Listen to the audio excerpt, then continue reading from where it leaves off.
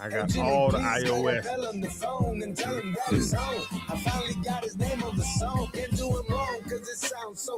Are you guys ready? Yeah, baby. I see the live stream's already rolling. I better be ready. Yeah. Stand by. Yeah, standing by. Welcome to the show. Welcome to the show. Welcome to the show. Here we go. Marlins just had the bases loaded. They're leading the Blue Jays 1-0 in the third, but they could not plate anyone. And so it goes to the bottom of the third, but the Marlins are leading 1-0. I'm guessing that game is on 5:60 a.m. right now? It is? I was asking Crowder. Oh. You know I don't know anything that's going on.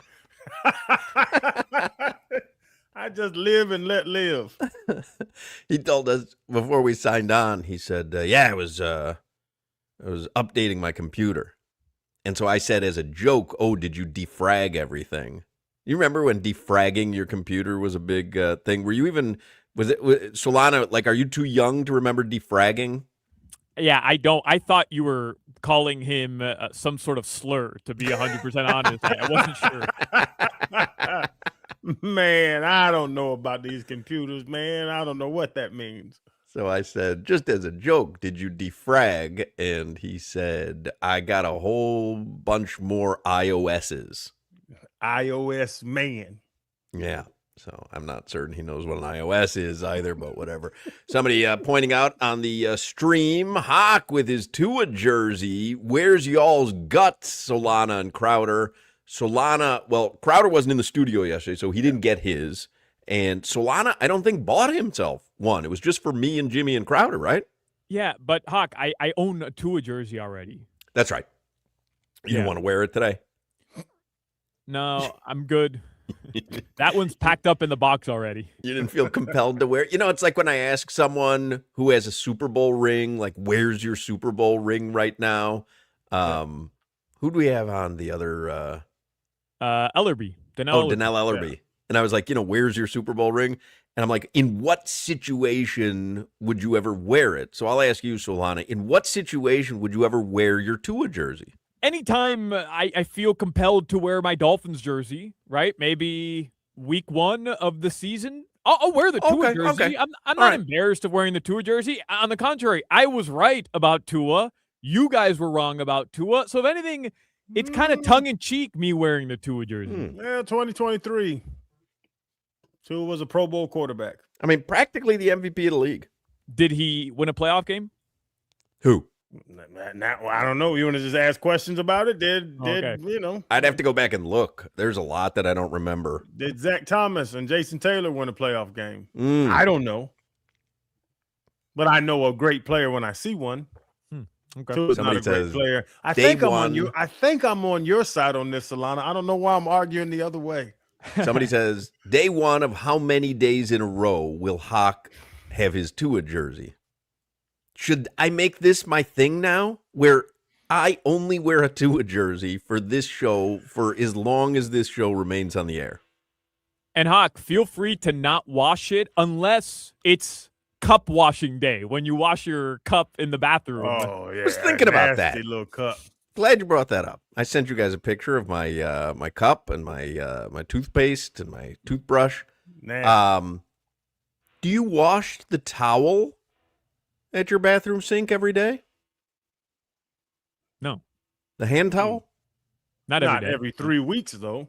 Because it's got water in it. Your argument was that water in the cup causes bacteria. Water on the towel. You like rubbing bacteria all over your hand?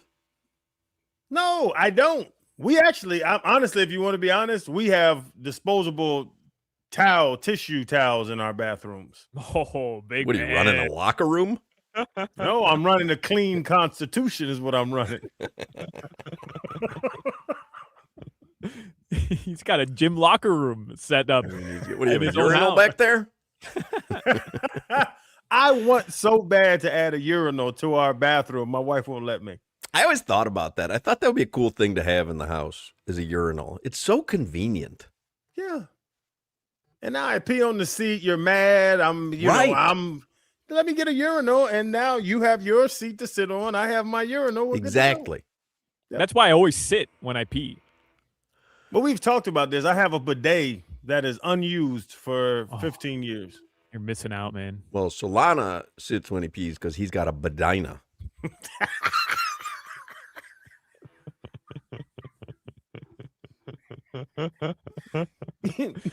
You like bidets? You like the water squirting in your booty? Bro, there is nothing better after a complete evacuation than just scooching over to the bidet. I I'll do mean, you one better. I think it's perfect after you urinate. Skeet your little man. Oh, no. The butt.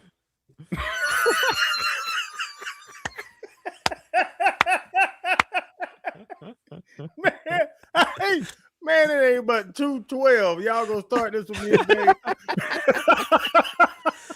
All right, let's get into it. The headline on ESPN.com, Victor Wembanyama lays an egg in the biggest game of his life. I thought that was a funny headline. It was not a great game by them. We're going to talk about that today. Jim Larinaga will join us for an entire hour at 3 o'clock. Zach Gelb is going to join us this hour. I want to talk to him about the Dolphins. Dolphins have OTAs going on today, and it was open to the media. Here's a couple of observations from Omar Kelly in the Miami Herald. He says the best quarterback of Wednesday's session was Quinn Ewers, the former Texas standout, who threaded seam pass to tight end Ben Sims, who ran it all the way into the end zone during the first 7-on-7 series. He says the quarterbacks were under pressure most of the day, especially during the 11-on-11 period. And he writes also, Wednesday's showing from the offense was so bad, Willis didn't complete a pass longer than 15 yards until tight end Greg Dulcich pulled down a 15-yard reception over the middle with Jordan Brooks draped on him before falling to the turf.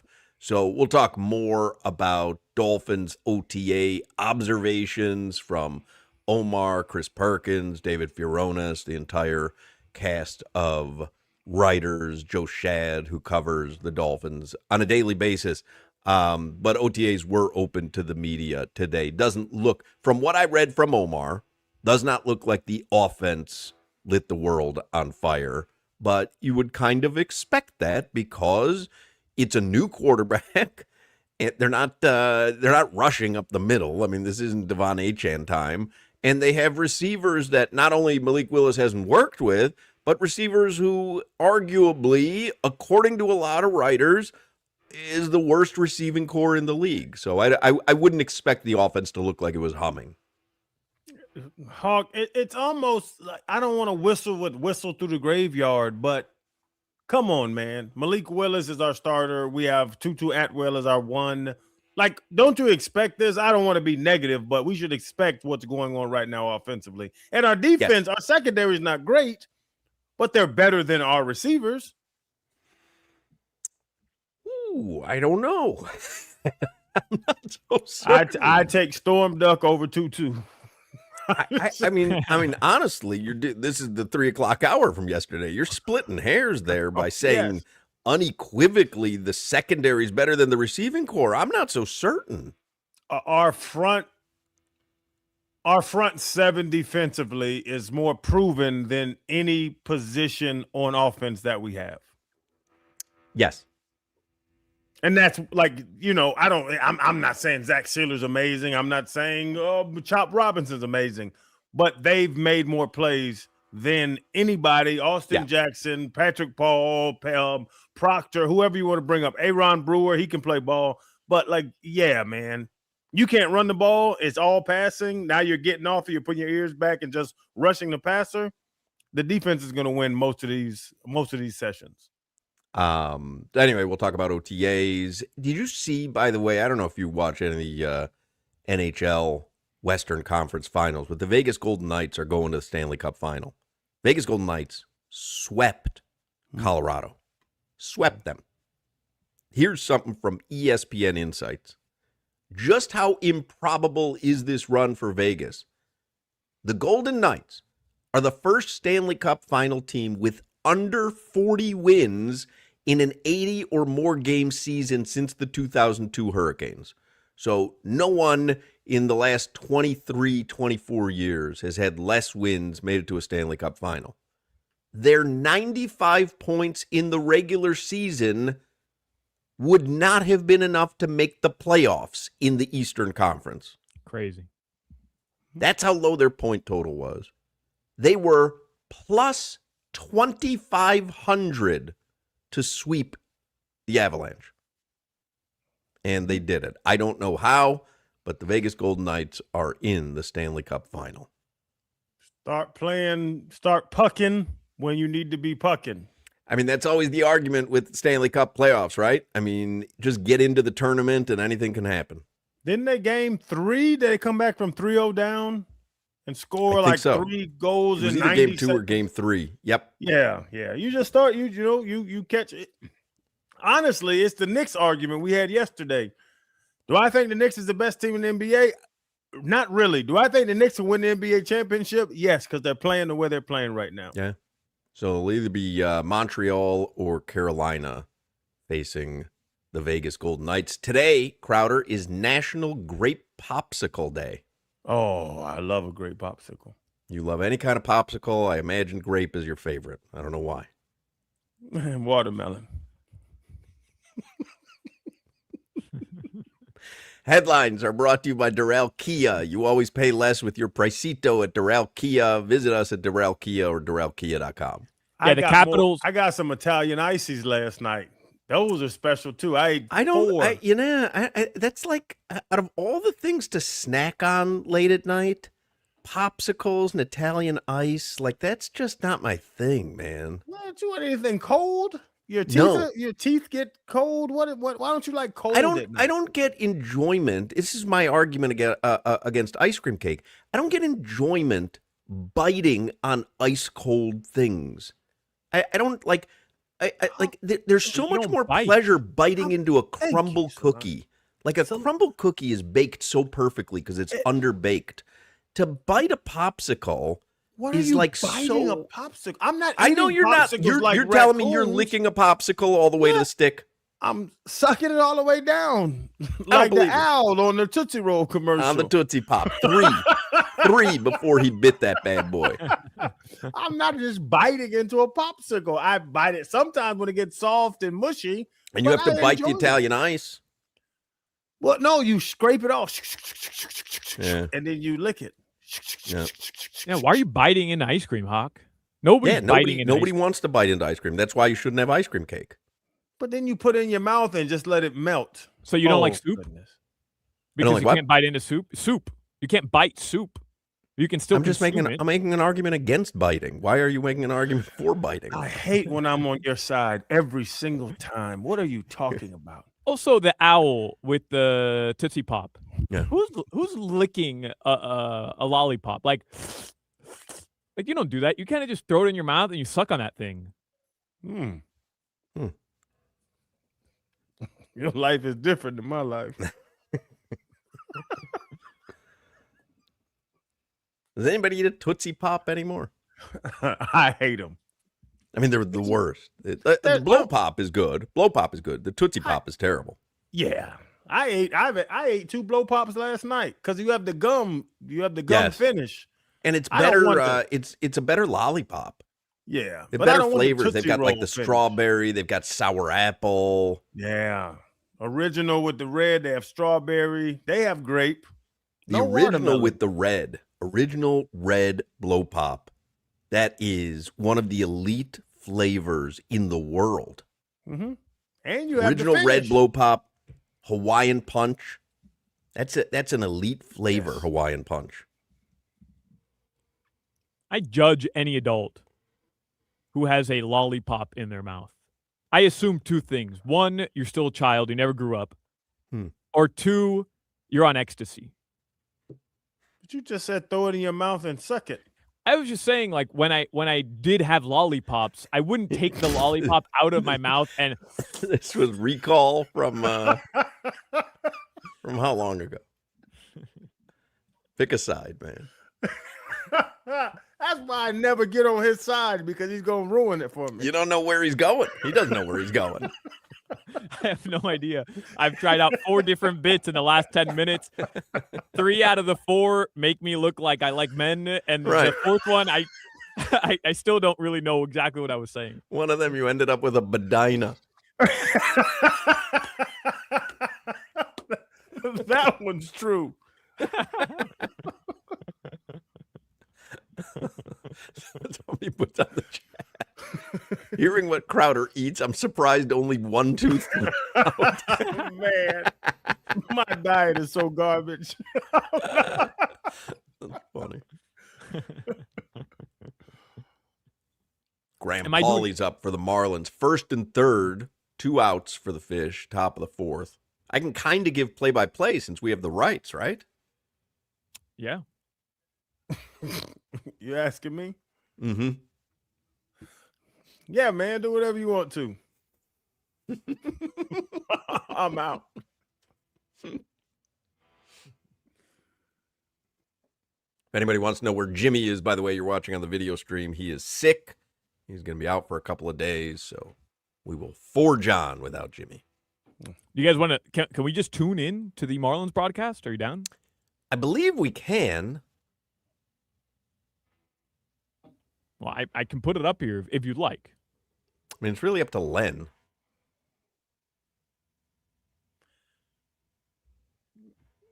Man, All we right, got well, paid last Friday. I don't want to mess up this next week of checks. Leave me alone. Well, let's try it. And Graham bounced out to short his first time up. The former Duke Blue Devil taking on the former LSU Who's Tiger that? in Gosman. Crowder. LSU has produced That's six pitch. Stroey. Gosman, Look Aaron at you. Nola. It was actually Jack Yeah. McMullen, I think. Recently skied Oh, that's Jack Mack. 2-2. Casey on the go again. Paulie pops That it up. is. That's Mac. Right on the infield. That's going to end the inning. I talked to Randy McMichael yesterday. Did you? Yeah, he got hacked on He Instagram. got hacked. I was just about to tell you because I got a DM from Mac saying, hey, hate to bother you, but did you learn about this new crypto I was talking about this morning or something? Same thing I did last night, Hawk. I got a DM from Mac talking about, hey, the crypto thing. And I thought about it. I was like, Mac has my phone number. Like, why would he DM me? And I called like, Mac, what's up? Man, they got me, bro. Don't sign on to nothing. They got me. Yeah, I knew it. Talked to Mac I only last bought night. $40,000 worth. So, because I thought after I'd purchased my 3rd salvo when the price kept falling, and I said, well, Mac likes it. So, but then after the 3rd huge purchase, I said to myself, you know what? I think he got hacked. Hit me up. Just text me, Hawk. Just we can figure this thing out together. But I think it'll bounce back. I don't know about you, but I feel like my 40K is safe.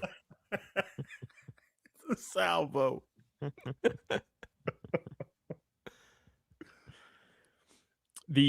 As Hawk mentioned, the Marlins, they're Zach in Toronto Gelb, right by now. the way, texting me. Absolutely, you cannot play the game because of the streaming that we do on YouTube and other streaming services. Mm. See, it's good to have someone around who knows. Yeah, I didn't approve that. We get paid. We get paid. I next believe you Thursday said. night. I believe you said do whatever you want to do. I don't know. We have to run the tape back. Well, I'm blaming Hawk no matter what. Hmm. All right, Lori. Man, don't mess up this insurance, fellas. I got 3 kids. So we're about 21 minutes into the show. Neither of you has told me I was right about OKC winning that game yesterday. So I'll wait. Did you say that? I did. I said multiple times yesterday I'm taking OKC covering the 3.5 or 4.5 points. I don't recall that. Yeah. I don't remember that either. I said I was taking San Antonio plus the points. That was wrong, but I did say I like the Alex Caruso over. You He did. flew over. I didn't think they could choke out Wemby with Harkenstein game after game. That was weird to me last night. Wemby was Wemby was not the greatest player I've ever seen. What's the game y'all grandmas play? Mahjong? Mahjong and Pinochle and Listen, Mahjong, man. Canasta. Mahjong and Canasta, man, gave Wemby pure hell last night. I did not think it could happen. Funny part is Hartenstein's not Jewish. Yeah. Correct. He's black. Yeah. German and Yeah. black. Well, it's German and black. He has some kind of Jewish in him. Harkenstein, right? Well, Sounds like it. Yeah. Well, Game 6 will be tomorrow. Do you guys feel any different about this series? Because No. I could see San Antonio winning 2 straight. San Antonio's going to win this series, and they're going to beat the Knicks. No. I don't think so. I think OKC figured it out. All they got to do is beat up Wemby. Like, it was proven it's going last back night. and forth. It's just back and forth. It's a 7-game series for sure, and then Wemby's going to be Wemby in Game 7. Spurs win by 4. OKC wins by 30. Like, we've seen That it for was the series. that was the one aberration, though. San We'll see. Antonio's played them But tough. I think I think the matchup is good, but I just think OKC figured it out now because they put Harkenstein out there, and then Chet Holmgren's acting like he done dropped his little peanuts. I love it. I think they figured out Wemby a little bit in this series. All right, guys. Your weather in South Florida right now, it is around 90 degrees or so. Tonight, the lows are going to drop into the mid to upper 70s. That weather report is brought to you by Tornado Roofing and Contracting, helping homeowners stay safe this storm season. Visit tornadoroofing.com for a free roof and window estimate. The aforementioned Zach Gelb is going to join us in the next segment. Just because you're getting older, you don't have to feel like it. If your energy's low, your sleep feels off, your weight doesn't budge, you've got brain fog, your sex drive isn't what it used to be, switch things up and head over to Atlantic Men's Clinic. At least give them a little research on the website. Maybe your game isn't quite what it used to be. You've got less energy and less drive. You don't feel like yourself. That's why I started getting testosterone at Atlantic Men's Clinic. At Atlantic Men's Clinic, their advanced medical strategies featuring TRT, GH peptides, NAD+, GLP-1, PDA, and more treat low T and other hormonal issues to help you shed pounds and have more energy and enhance your body composition, improve your sleep, and increase your sex drive, and so much more, helping you get back to feeling like yourself again. Atlantic Men's Clinic. They're the experts in treating low T and other men's sexual health conditions. They have treated many men for low T, including me, and I'm here to tell you, you will notice the difference. In just a few weeks, you're going to notice that energy return and the brain fog go away and your sleep improve and your workouts improve and your sex drive will be significantly enhanced as well. Atlantic Men's Clinic. They've been serving South Florida since 2020 and have successfully treated thousands of men. And most men wait a year or longer before they call or go to the website. There's no need to wait. Don't ignore the signs. Call them today, right now. They have 7 locations in South Florida, so there's going to be one near you. You can call 877-455-7300. 877-455-7300, or you can visit AtlanticMen'sClinic.com. Featured therapies are compounded and have not been evaluated nor approved by the FDA. Provider prescription required. See website for details. You're listening to the Hot Crowder and Solana Show. Man, ain't nobody worried about no damn Ian Ingold.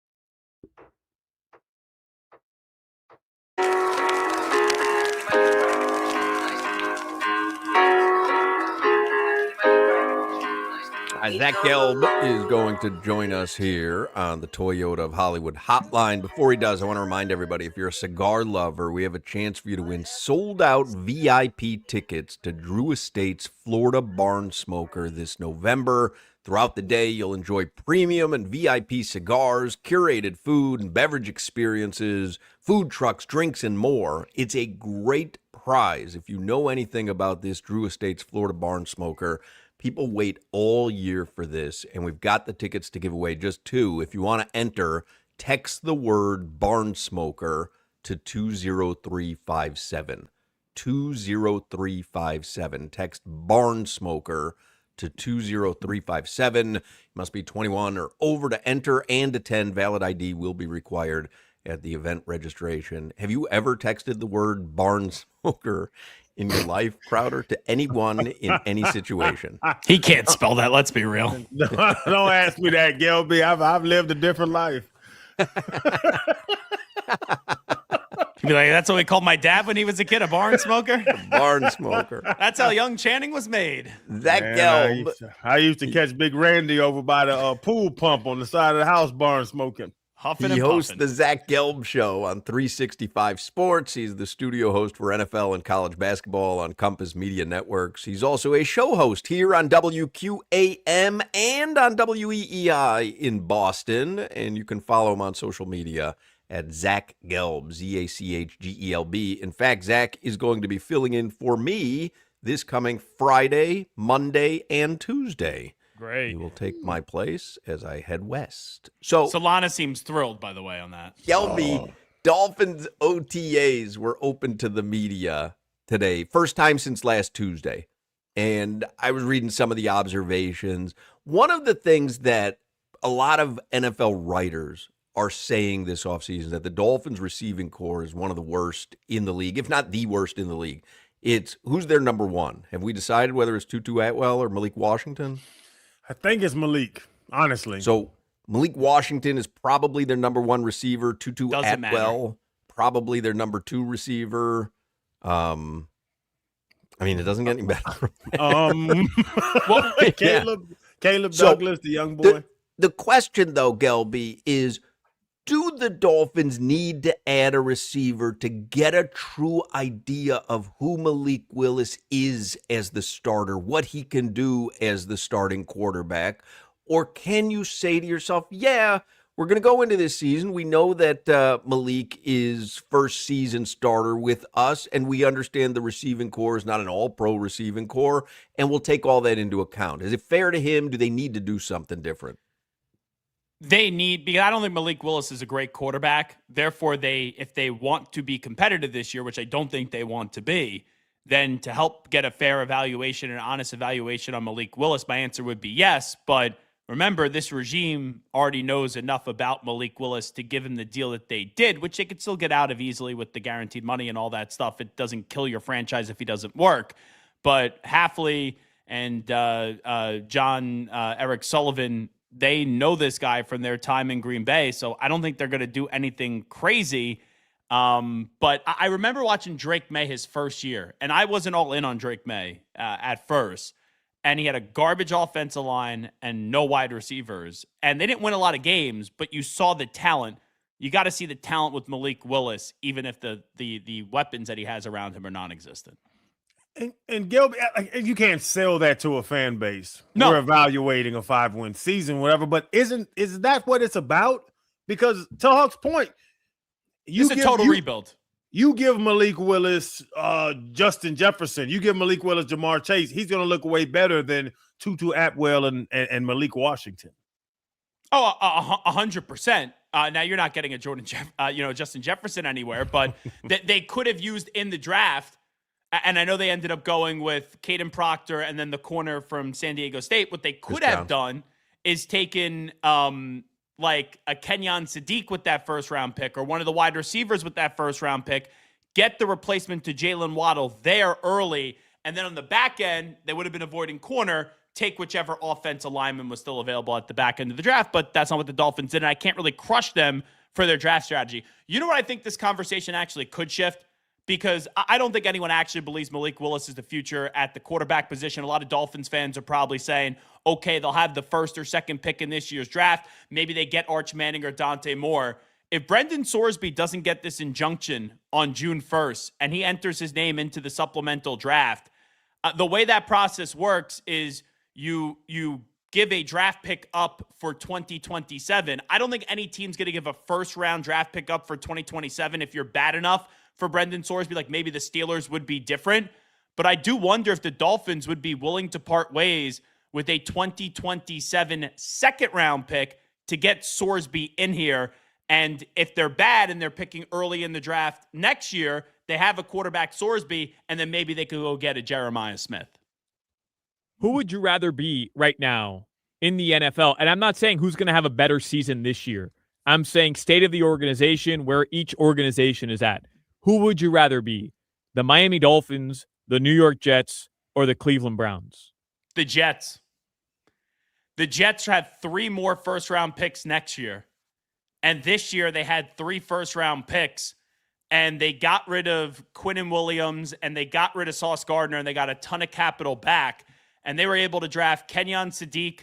They were able to draft Omar Cooper. And they had a David Bailey from Texas Tech. That's a heck of a young foundation already with Garrett Wilson and Breece Hall. And their offensive line for a team that's in rebuild is actually rather solid. I'm not saying that the Jets are anywhere close to contending, but you got 3 first-round picks next year. Obviously, they have to hit on the quarterback. But between the Dolphins, the Jets, and the Browns, I think the Jets are actually the closest, even with Cleveland having a great defense. I would rank that Jets 1, Browns 2, Dolphins 3. Oof. No. Sorry. Hard to argue. No, I guess I won't be doing Friday. He Monday, made too many Tuesday on good this points show. to argue, Hawk. No, I was it's hard to ready to argue. go. But Channing, would you give up a second-round pick in 2027 to draft Brendan Sorsby? It's fun if you think he can be that good. If you get a starting quarterback in the second round, it's crazy. And they say all my people I talked to before this draft, they say 2025 draft was one of the worst drafts in NFL history. 2026 is going to be one of the top 15 drafts in NFL history. If you can do the supplemental thing, I haven't even thought about it. To get Sorsby and you have a first round starter in the second round, Gelb, I'll pull the trigger. That's when you said it. I was like, damn, that sounds like a good idea. And that's the point, too. Like, I do think the quarterback draft class next year is going to be insane. But in 2025, we were told it stinks or not as great. In 2026, it's going to be great. And then this past draft class that we just saw from the quarterback position was doo-doo, honestly. But not only that, though, really quickly on Sorsby, I get it. Like, the kid was a baller at Cincinnati. You're giving up a second-round pick for a guy who played in the Big 12. Like, I'm not even hating on Sorsby. I just don't understand this infatuation with, he balled in college. And yes, he was a big-time transfer portal guy. I get all that, but we don't know. No, and to be clear, you don't know about you don't know about an SEC quarterback. To be clear, though, I didn't think that Brendan Sorsby is a player that's worthy of using a top 10 pick. I heard Albert Breer say some executives, he said it on 92.3 The Fan in Cleveland, some executives believe he could be a top 5 pick.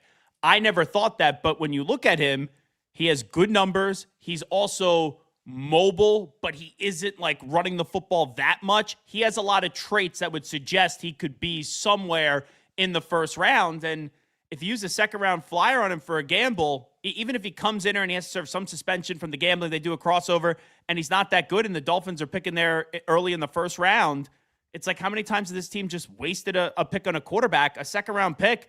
I think the risk is worth the reward, even though I'm not the biggest fan of the player. And also, like, we're all slobbering over Darian Mensah. He went from Tulane, I know Duke, into the ACC to Miami. This was Sorsby's big jump, going from a lesser-known program in terms of a powerhouse in Cincinnati to now he was supposed to play at Texas Tech this year. I was going to bring up Mensah because I heard you Monday hosting with Solana, and you were I hadn't heard someone as high about Darian Mensah, Love Mensah. as you are. So you think what? That he's going to be? You think he's better than Carson Beck, who took them to a national championship game? Yeah, I think Carson Beck is a good quarterback, and yes, I obviously know, going back to the source report, Cincinnati's in the Big 12, and then obviously Texas Tech is also in the Big 12, but they have a bigger expectation this year. But to your thing on Darian Mensah, from where we were this point last year with Beck to where we are this point this year with Mensah, I think Mensah is a much better quarterback than Carson Beck, even with Beck's success at Georgia, and I know it ended ugly. I think this kid is such the real deal, where if he's not picking, if he's not a top 15 pick next year in the NFL draft, he either got hurt this year. Like, I'll be stunned if he's not a top 15 pick. I'm a Heisman Trophy voter. If I had 3 votes right now, just throw 3 names out there. Mensah, also CJ Carr, and then I'll throw a dart just out there with Gunnar Stockton. I know most people are going to say Arch Manning. But I absolutely love Darian Mensah, and that backfield of Mensah and Fletcher, and I know Tony's a wide receiver, but he's so versatile. That is a great trio in college football right now. Yeah, being like, it's crazy that you said that was the whole talk was next year. Manning, Dante Moore, Julian then you have Saint. Mensah, then you have Chambliss. He just got his 19th year at Ole Miss. He's not a first-round pick. If he would have been a first-round pick or even a second-round pick, he would have gone in the draft this year. Is this draft, because they were talking about it being like 83 when it was Montana, Marino, and them boys. Like, is it special like that?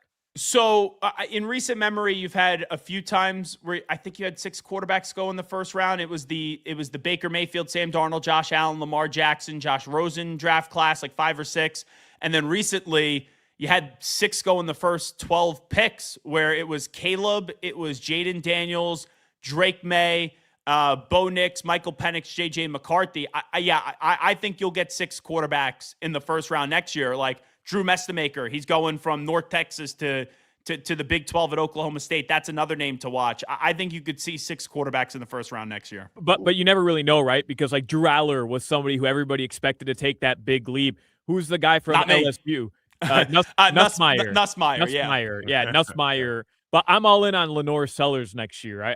I'm throwing that out there strictly because I ball with him in NCAA college football on PlayStation. Another interesting name who had a monster season 2 years ago and then was disappointing this year, and for whatever reason is staying loyal to South Carolina. I talked to him about this, Lenore Sellers. Last year, last transfer portal, not this just past one, he had a chance. It was like a 2-year, $8 million deal, and he stayed at South Carolina and left money on the table to stay there.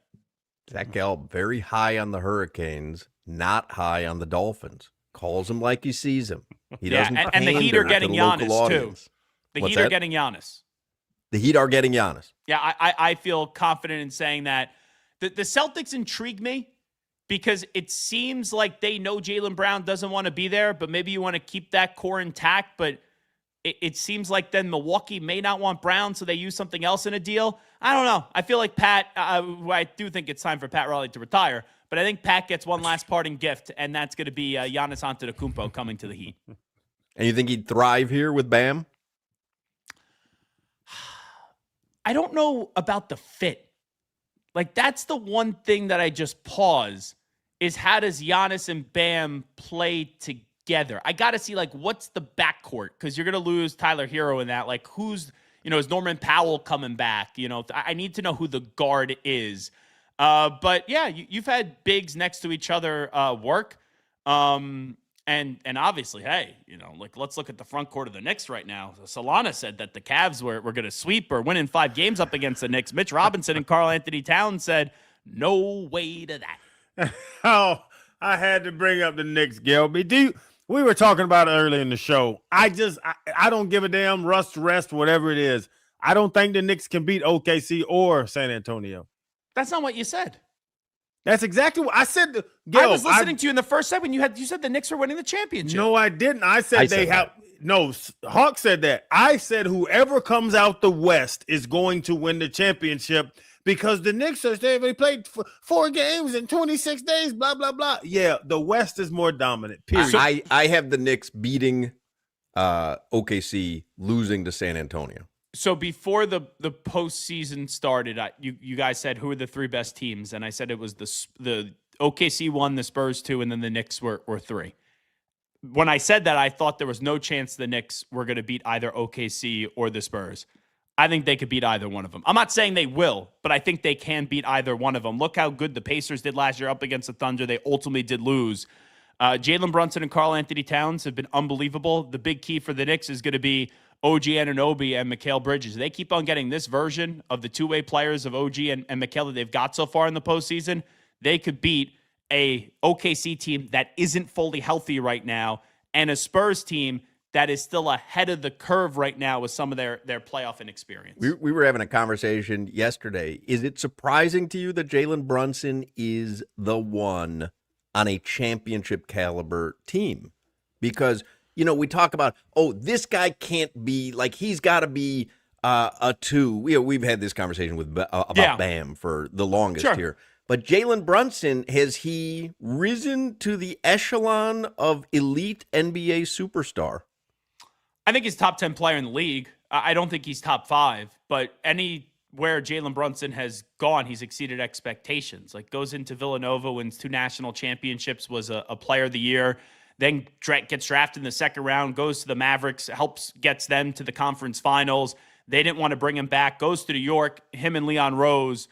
Leon is like practically his godfather with their relationship with Leon and Rick Brunson and the Brunson family. So Leon believed in Jalen when most people didn't, because he knew everything there was about Jalen Brunson. So am I surprised that the Knicks are in the finals? Like, when they signed Jalen Brunson, you told me that? Yeah, no one would ever believe that, but this is what Jalen Brunson does. You set a limitation on him, and he finds a way to jump through it.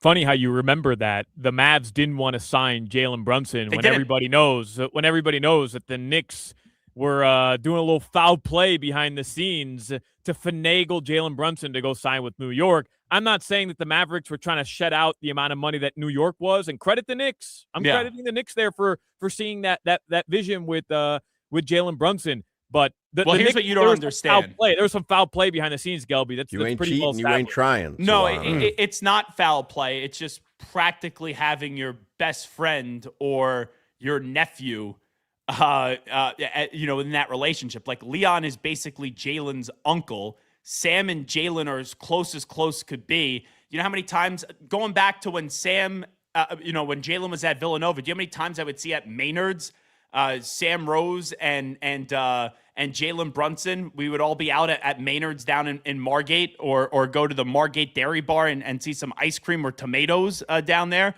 It would be like if Crowder, for example, Crowder and Hawk, how close you two are. If Crowder ran an NFL team and then Hawk was the starting linebacker, yeah, you guys have a previous relationship. No crap, that's how you ended up getting Hawk in the building. I'm not starting Hawk. Waterboy, I was talking that about. hurts. Not linebacker, Waterboy.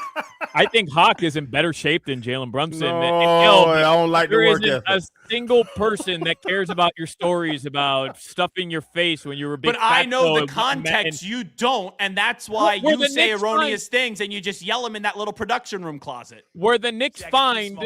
I'm sorry. Were the Knicks not penalized and stripped of a second-round pick for tampering? Yes or no? Did that happen? Okay, and they yes or no, Gelb? Like that, yes, that's all I'm asking. but Okay, if I ran the Knicks and my son was basically his agent or his marketing manager, no crap, they had an advantage. But who was giving him $100 million 4-year contract? Listen, regardless? I'm not wearing a Tua jersey if we didn't have a whistleblower on the yacht when Tom Brady showed up to meet with Stephen Ross. Who knew that Brian Flores was a whistleblower? Yeah, I mean, you gotta bend the rules. Is Solana bringing up Nevin Shapiro next? Like, what are we doing here? By the way, Gelb, Margate Dairy Bar gonna have a little competition. Jersey Cow is opening in Margate. Ooh, very good ice cream. Very good dairy bar. Yeah. I'm just trying to see if the Heat have ever been busted for tampering. Therefore, all shuts the them time. down. Dairy bars? What's that? Grown men go to dairy bars? Little ice cream, soft serve vanilla ice cream. He thinks that Hey, by that's the way, feminine. That's feminine. I don't wanna hear- Hey, Gelb, let's go have some soft serve together, me and you. And Okay. Come on, man. See, Solana, I'm going to give you some advice here. They were getting all over you for that little Tootsie Pop. Channing said something a lot worse about going down on something 5 minutes earlier that no one picked up on. Solana makes a mention. You guys are all on him, but Crowder says something everyone walks away. Today's from. National Grape Popsicle Day. Ugh, what's You a popsicle guy? No. Of course not. You don't eat popsicles? No. What if you said like this? Popsicles. No.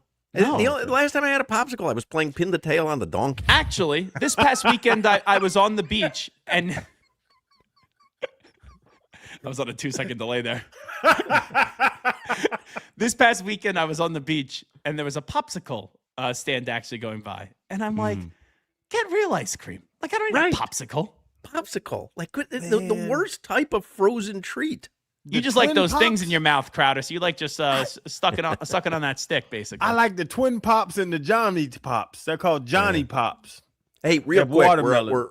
we're up against it. When you brush your teeth at night in your bathroom, do you then rinse your mouth out with a little cup of water, a little glass, or do you take your hand and pool some water from the faucet and splash it into your mouth? Like a grown-up. Hand. Yeah, like a Hand. grown man. Yeah. Your dirty hand. Yeah, now it sounds disgusting when you say it, but yeah, I use my hand. Like a grown man. Yeah, Yeah. it's disgusting.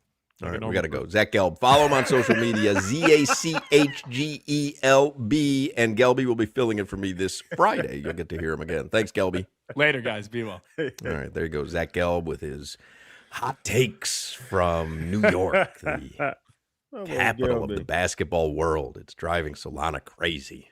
You can't handle what's going on in the world of basketball. And I see Donald Trump is talking about attending Game 5 of the Knicks NBA Finals. He'll get booed in New York, though. I don't think he ends up showing up there.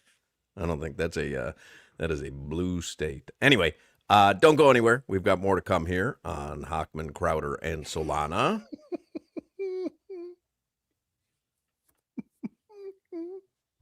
Just scrolling those pics, huh? We all can agree anniversaries are really special. We scroll pics, we have a good time, and we celebrate 80 years at Ed Moore's. My friends at Ed Moore's are celebrating 80 years in business. They know what they're doing. That's why my buddy Chris Atkins, the GM over there, you'll meet him. My man Dennis, all the wonderful staff over there at Ed Moore's, they have your back at Ed Moore's Sawgrass Cadillac. They're going to commemorate 80 years in business by giving you special luxury on the Cadillacs that they have. It is beautiful, and the all-electrics, you got to check them out. My wife has one. Check out the all-electric 2026 Cadillac Optic. You can get that for just $349 a month, and the all-electric 2025 Cadillac Lyrics for just $369 a month. At Ed Moore's, the brand has been family-owned and operated for 80 years. Teddy Moore's, all the family, all the friends, I'm telling you, they know how to take care of their customers, and that's what they've based 80 years on, is watching out for you. Go over there. Don't miss out on these 80 years of savings. My friends at Ed Moore's Cadillac, they are watching out for you. 6-time dealer of the year off Sunrise Boulevard and the Sawgrass Expressway. You can't miss it. It is beautiful. You'll see the beautiful cars. Then you'll meet the beautiful people. Then you'll see the beautiful lot. And then after the vehicle, you did the trade-in, the service, the sales, the lease. They are always going to have your back. That's why it's being called Backed by Moore's, because my entire driveway is backed by Moore's, and you should be backed by Moore's. Go to EdmoreSawgrassCadillac.com. Click EdmoreSawgrassCadillac.com. You're listening to the Hawk, Crowder, and Solana Show. Hey, Claude, let's jump Hawk.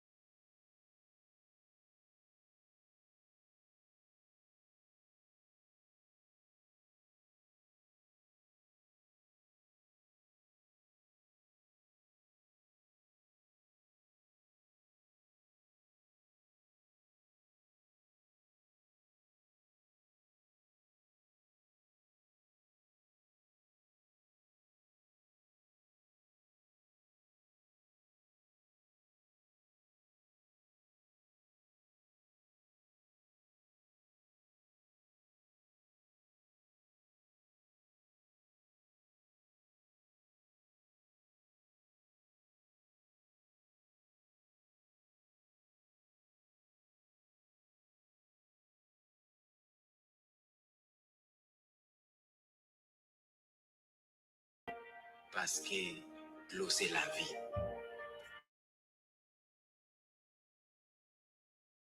It's Ed Moore's Sawgrass Cadillacs Road to Hey, Coach. Can you hear me? 2026 Optic Sport, $329 a month. Breakers, transportation, vehicle stuff. Yes. Do you hear me? Yeah. Awesome. Wait a minute. I don't- Talk again. I don't think your mic is connected. I don't think your headset is connected. I ain't got to do that. I just got off and it was, so I was on a Zoom call with someone and it worked. All right. We'll just reconnect it, the settings gear, and just click on audio and just double check that your mic says Logitech.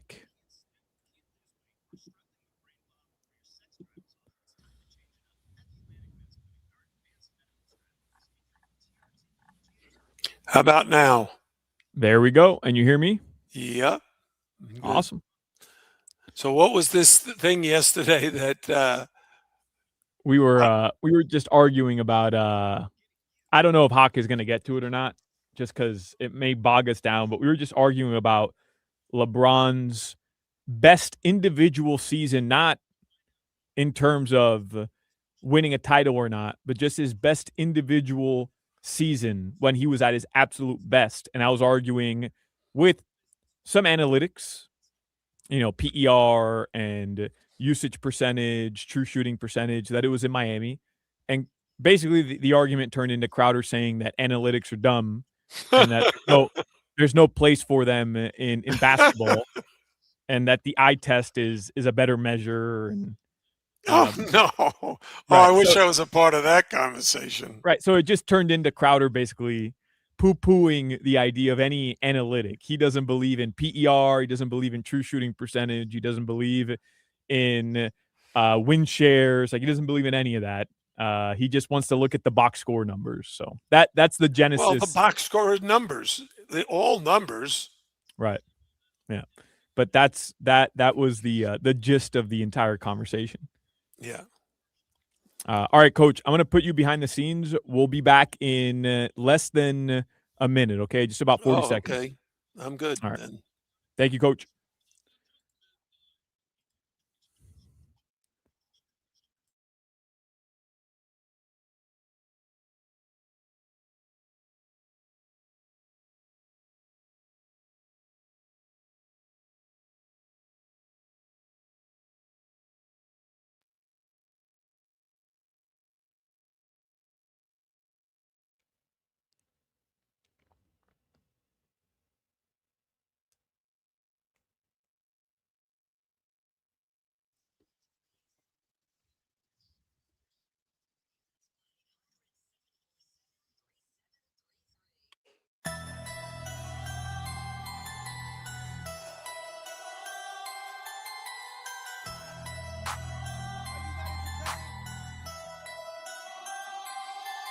We back at it with this daddy, Hochman, Crowder, and Solana. 305, cafecito time, dame una colada. Got some interviews next, always got dope guests. Get the cesspool live, dropping comments and likes. We about to get right, talking sports, my G. Listen to Odyssey and 104.3. Live and back on GeorgiaMusic.com. Hitting it at the park like a Matt Mervis bomb off power. Get ready for the 3 o'clock hour. Get ready for the 3 o'clock hour. Get ready for the 3 o'clock hour. Get ready for that 3 o'clock. All right. We're ready for that 3 o'clock hour. Coach Jim Larrañaga is going to join us for the entire hour. The winningest head coach in University of Miami men's basketball history. We look forward to our Wednesdays with Coach Larrañaga. By the way, Blue Jays tied it. It's Marlins. Blue Jays tied it 1. I did see a push notification that Yuri Perez left the game and was helped to the clubhouse by his teammates, and he was pitching a gem. So I don't know if you can look up Solana and see what happened. Yuri Perez apparently left the game not for any other reason than being injured or something. I did hear during the commercial break, Crowder, Solana tampering with the jury. I noticed he laid out his entire case with Coach L off the air in kind of the guise of, hey, here's the argument that we had yesterday. But I listened to the way Solana did it. All he did was present his facts in a very leading manner. And had Coach L agree with him several times, like, you understand what I'm saying, right, Coach? You get it, right, Coach? So that was a manipulation. He's a classic manipulator. textbook case of manipulating the jury while Not- thinking that you were not being observed. Not what happened at all. Coach L asked me what happened yesterday because I had texted Coach L just wondering if he had listened to the 3 o'clock hour yesterday.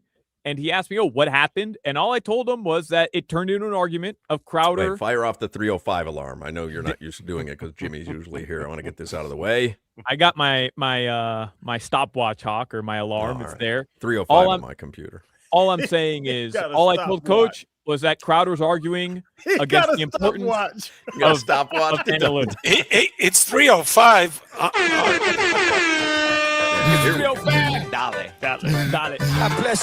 Dale.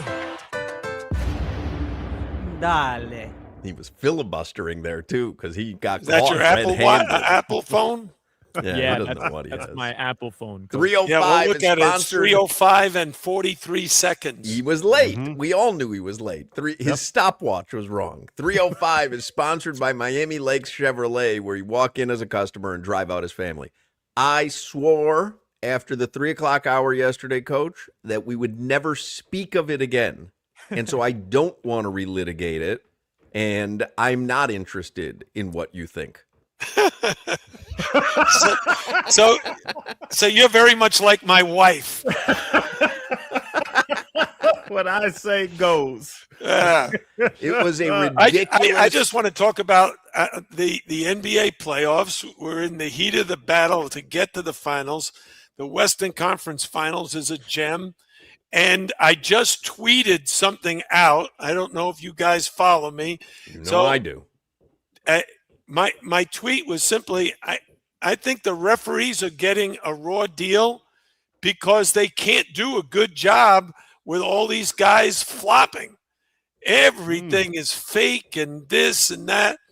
And so I think the owners of teams that players flop, the owners should be fined a huge amount, and the player should be suspended, and it should be evaluated by officials after the game.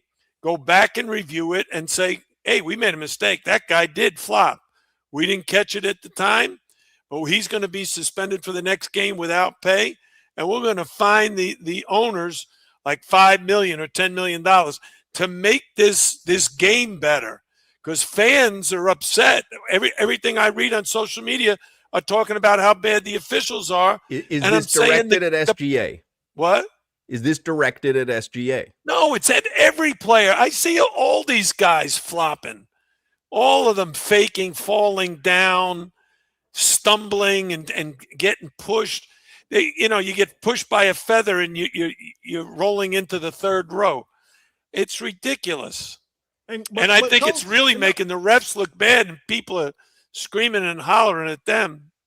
But the second part of the conversation is you guys think Wemby's the greatest player of all time, and I'm saying, hey, when he wins a championship, then you can start putting him in the category with Wilt and Bill Russell and So like 6 or 7 games from now. Oh, Coach, maybe.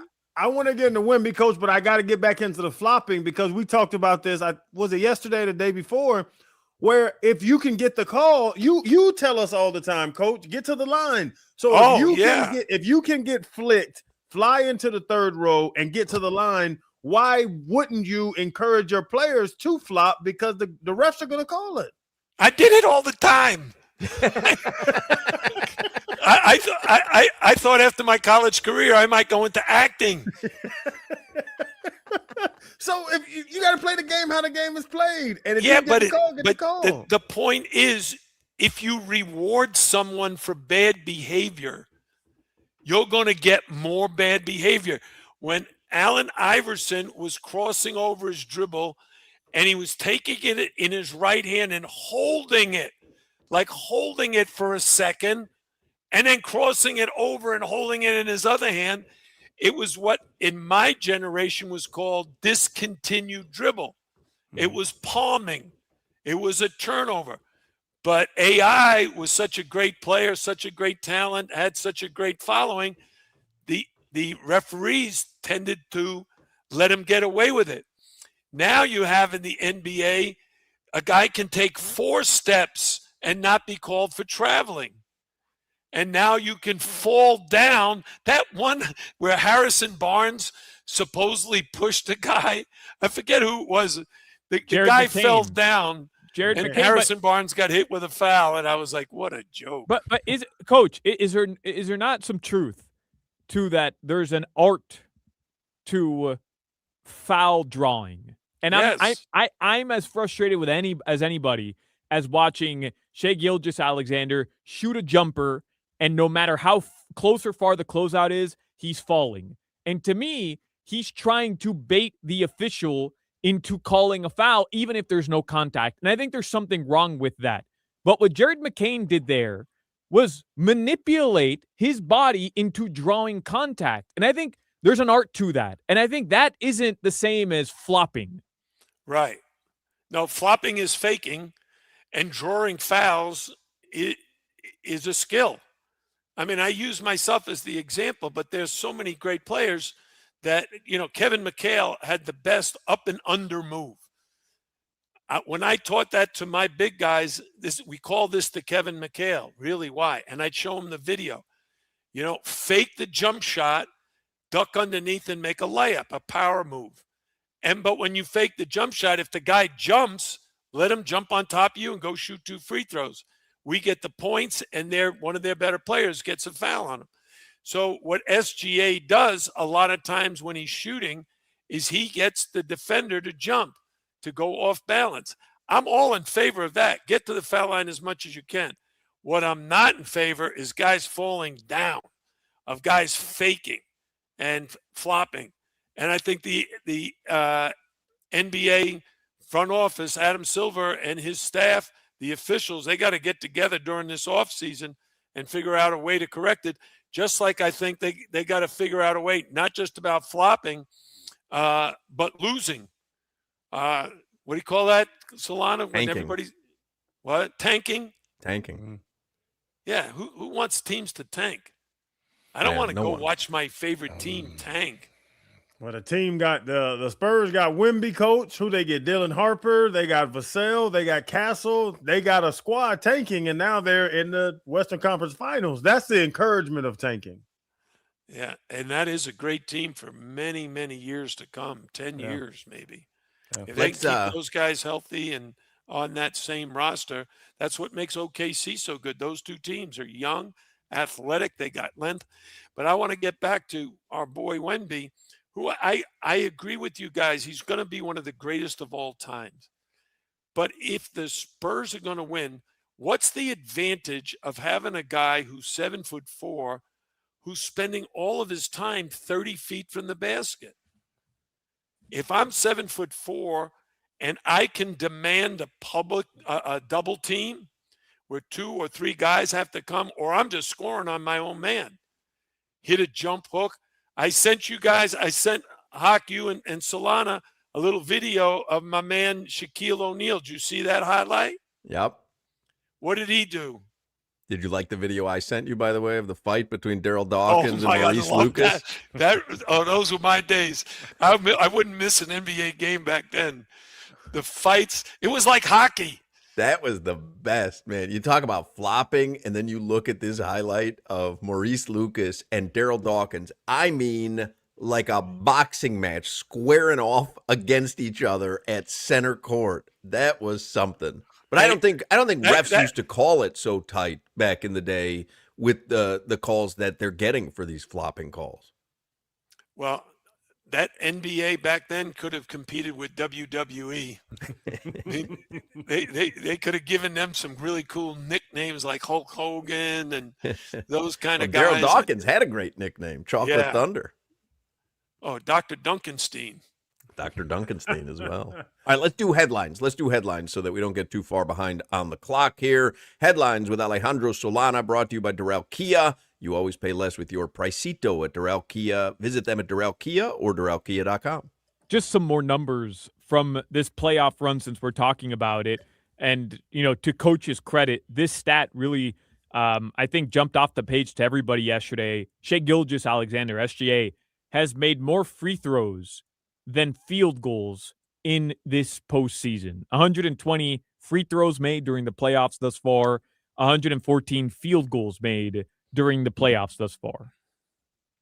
But Coach L is cool with that. No, if the referees are going to call it, why would you stop doing something? Let me ask you a question. Do you guys know the expression points per shot taken? I don't know any expressions, Coach. Okay, so points per shot taken. So if you take 10 shots, what number should you be able to produce in terms of points? Take 10 shots. Doesn't matter whether they're twos or threes. Don't include free throws. Free throws are going to join at the end, but they're not included in the 10 field goal attempts. At least 5. 5? 5 points. He meant points, Crowder.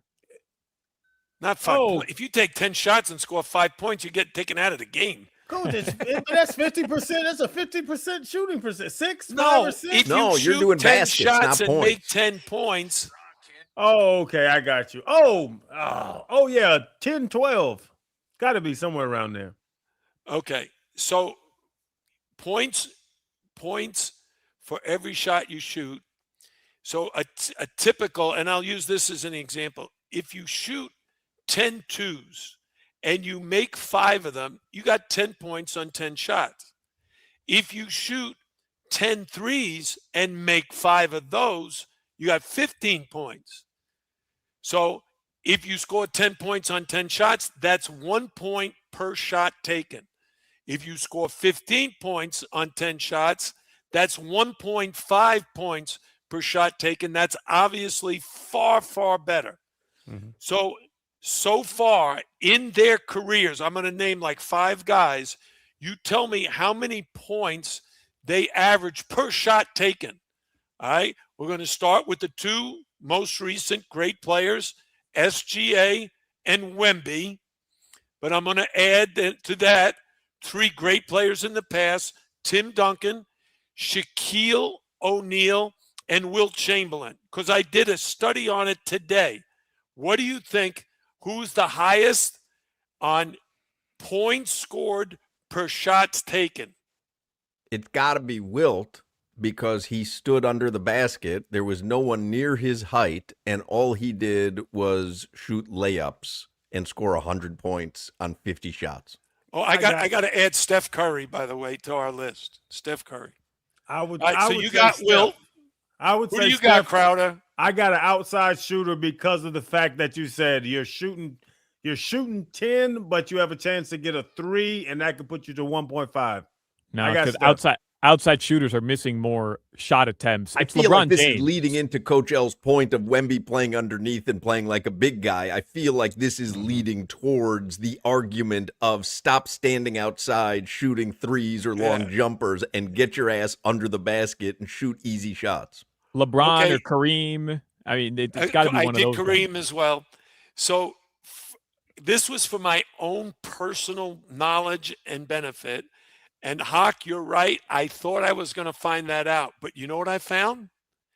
Every one of the guys I mentioned, including Steph Curry, all average between 1.33 and 1.36 for every shot taken. They're all in that same category. Wemby, SGA was 1.6. Wemby's at 1.34, 36, something like that. Interesting.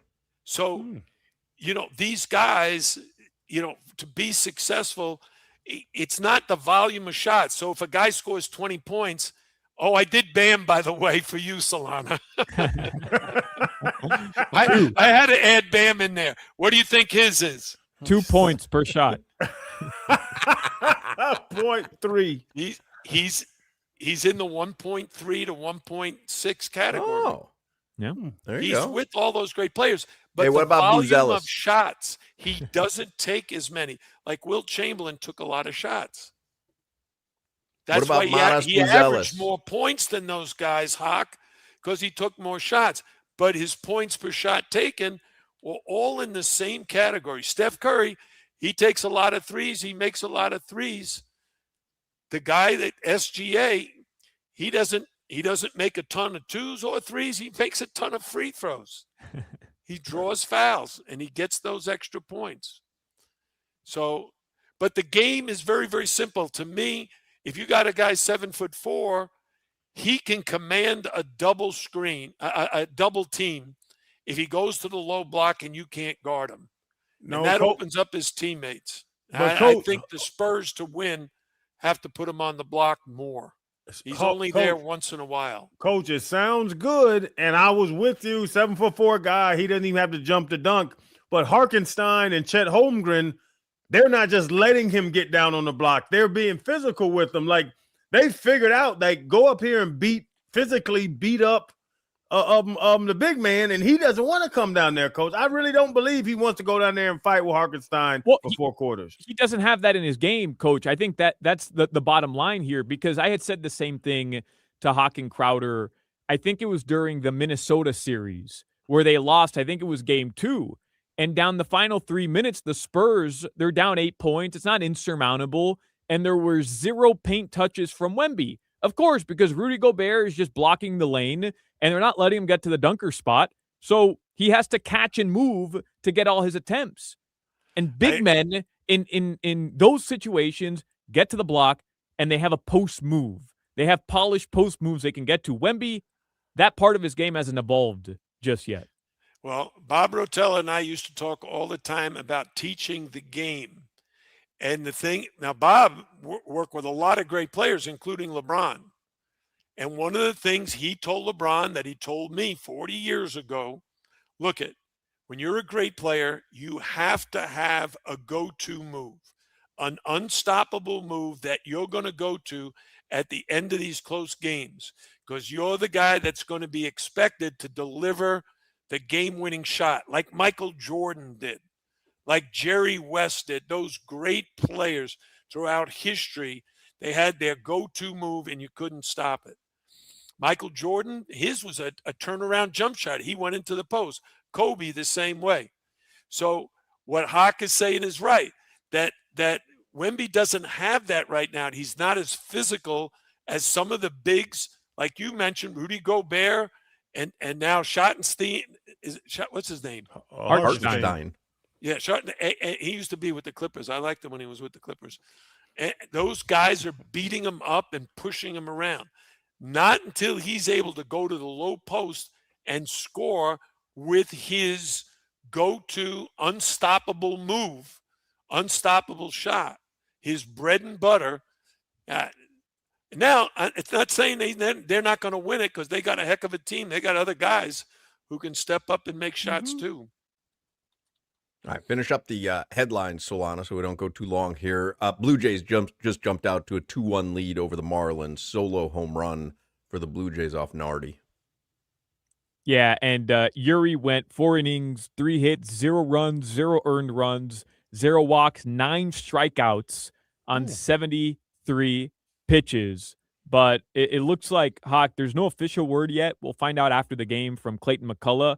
But it looks like some sort of hamstring spasm or just minor injury. But it didn't look, from all the reports I'm seeing, it wasn't a serious injury. Okay. But they, again, we'll find out more after the game. There are no NBA games tonight because the New York Knicks coach took care of the Cleveland Cavaliers in 4 games. The next game will be tomorrow, back in San Antonio, game 6. Your weather in South Florida right now, it is 90 degrees. Tonight, the lows are going to drop into the mid to upper 70s. That weather report is brought to you by our friends at Tornado Roofing and Contracting, helping keep your home and family safe when the storms roll in. Visit tornadoroofing.com for your free roof and window estimate. All right, Coach Larinaga is going to stick with us for the next segment. What'd you find out? I just pulled it up. They say Yuri Perez has right hamstring spasms. That's why they were helping him off. He couldn't walk, but they said it's not serious. Interesting. Well, but a hamstring injury could be serious, though, couldn't it? Sounds like spasms? exactly That what If I it just was said. means me, you're- it'd be serious. You're dehydrated. He went partying last night. That could be Toronto. High Steakhouse, Tim Hortons. All right, Coach Larinaga is going to stick with us for the next segment. On Hard Rock Bet, everyone's invited to this party. Doesn't matter who you are, your name is on the list. So sign up with Hard Rock Bet today. Bet $5 on any game. If it wins, you also score $150 in bonus bets. So you've got a winning bet plus an extra $150 to bet with. That's how you get the party started. Payable in bonus bets, not a cash offer. The welcome offer is just the tip-off. Hard Rock Bet gives you new promos daily. So if you already have the Hard Rock Bet app, like I do, open it up right now. See what's waiting for you today. You've got the conference finals in the West still going on. No game tonight. Pressure's higher. Stars shine brighter. However you want to bet it. Maybe you want to bet a points over, a rebound over, a double-double. However you draw it up, Hard Rock Bet gives you tons of ways to stack your NBA playoff picks into an epic same-game parlay. And for hockey, a Florida team will not be skating for the cup this year, but that doesn't mean you have to sit on the bench during the rest of the playoffs. The intensity is higher. The crowds are louder. Every goal feels like it could change the series. However you draw it up, Hard Rock Bet gives you tons of ways to stack your playoff hockey picks into an epic same-game parlay. Clay courts, croissants, and cash outs. Tennis's biggest clay court tournament is here. Hard Rock Bet is Florida's way to serve winners all tournament long. Whether you're backing the world's top players or live betting every break point and tiebreaker, there are so many ways to get in on the action at Hard Rock Bet. And you might have seen this all over social media. One of these wins, one bettor turned a $25 home run hitter parlay into more than $36,000 on Hard Rock Bet. For more wins, follow at Hard Rock Bet on social media. It all starts, all the fun starts with you downloading the Hard Rock Bet app right now. Offered by the Seminole Tribe of Florida. Must be 21 plus and physically present in Florida to wager. Terms and conditions apply. Concerned about your gambling? Call or text 1-833-PLAY-WISE. You're listening to the Hawk, Crowder, and Solana Show. Anybody want Carol Snooka's number?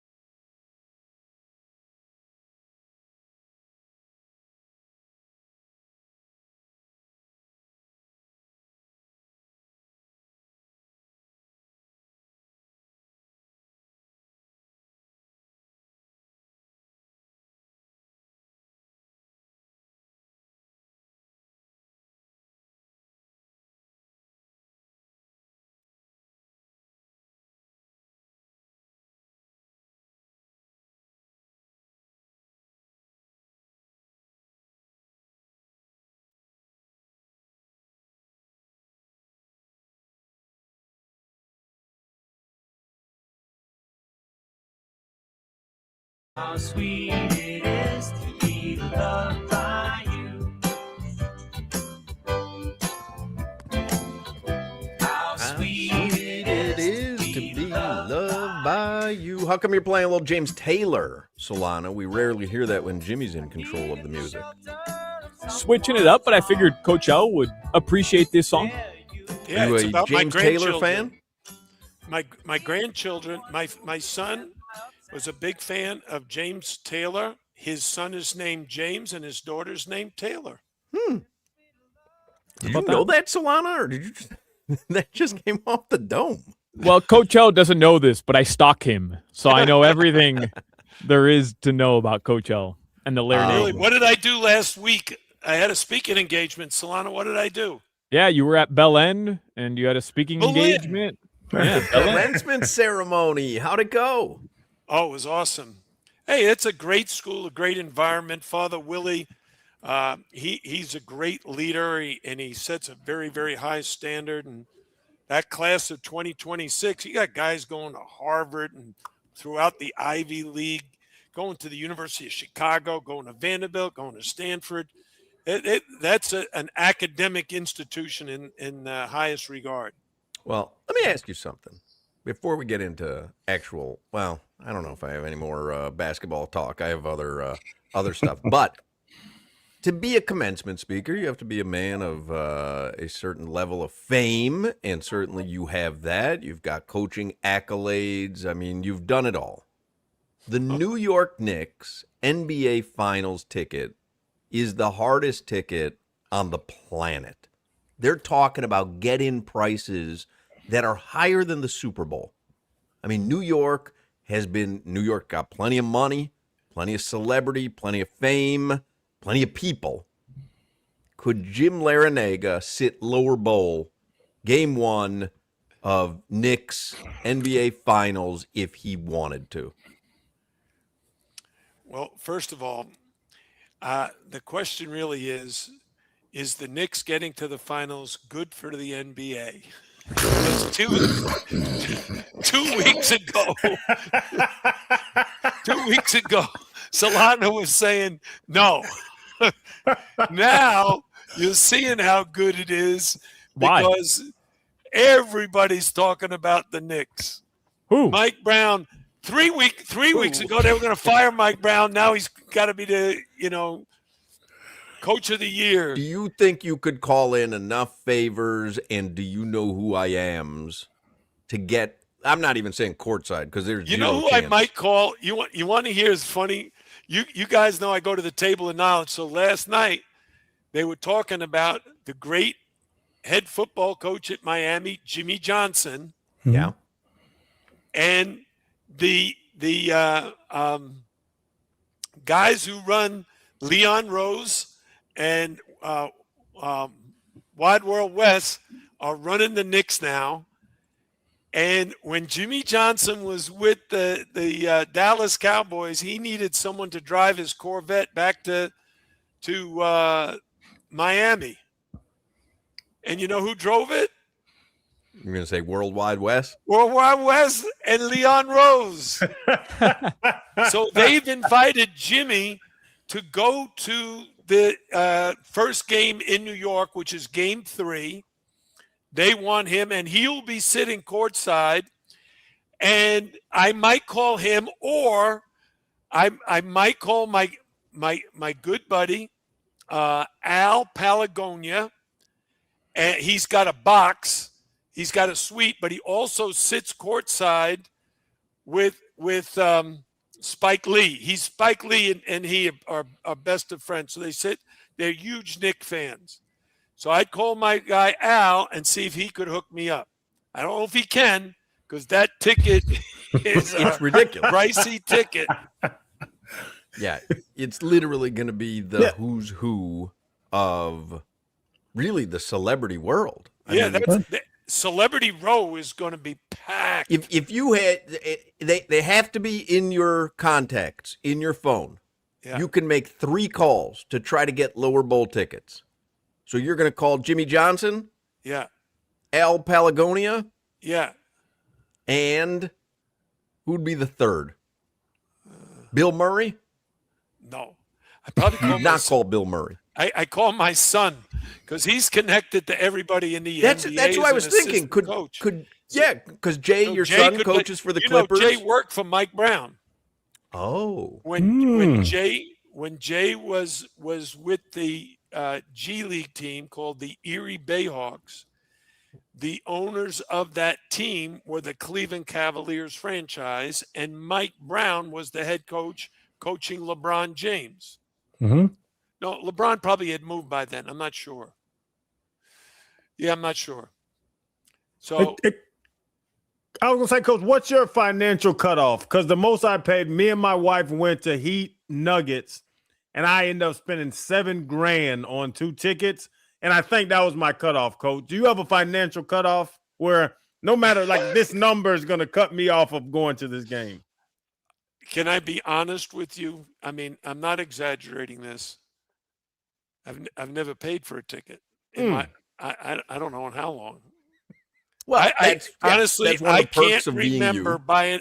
ever buying a ticket to a sporting event. But let's say No, for this take that one, back. you can't get Tennis. comped. What? For this one, you can't get comped. So Yeah. what would be your financial cutoff? We know you don't allow your wife to fly first class, even though you do. So what would you sit lower bowl and put Mrs. Larinaga in the upper bowl? No, I wouldn't go to the game unless I could sit courtside, and I can't Really? afford courtside. Really? No. You would not go at all if you couldn't sit courtside. Okay. The only difference is if the person who was leaving me ticket, I'm not paying for it, but if the person left me tickets, left me a good seat, and maybe it's not courtside, but it's in the family section or it's in the 10th row. It's like when I go to the movies. I want a great seat when I go to the movies. Oh, I saw the Michael Jackson movie based Me off your too. recommendation. What'd you think? Fantastic. Unbelievable. How about Michael Jackson 2? Because you Yeah. know the sequel is coming. Yeah. I didn't know if I was going to have a difficult time separating the artist from things I believe about him. Because I think that's difficult. And I didn't find myself having much of a problem. I found myself getting lost in the movie pretty quickly and forgetting all of my preconceived notions about him. And now, granted, it was the movie was done by his family, and they weren't going to paint him in a bad light. But man, he was. You talk about sometimes geniuses who walk amongst us, and he was a genius walking amongst us.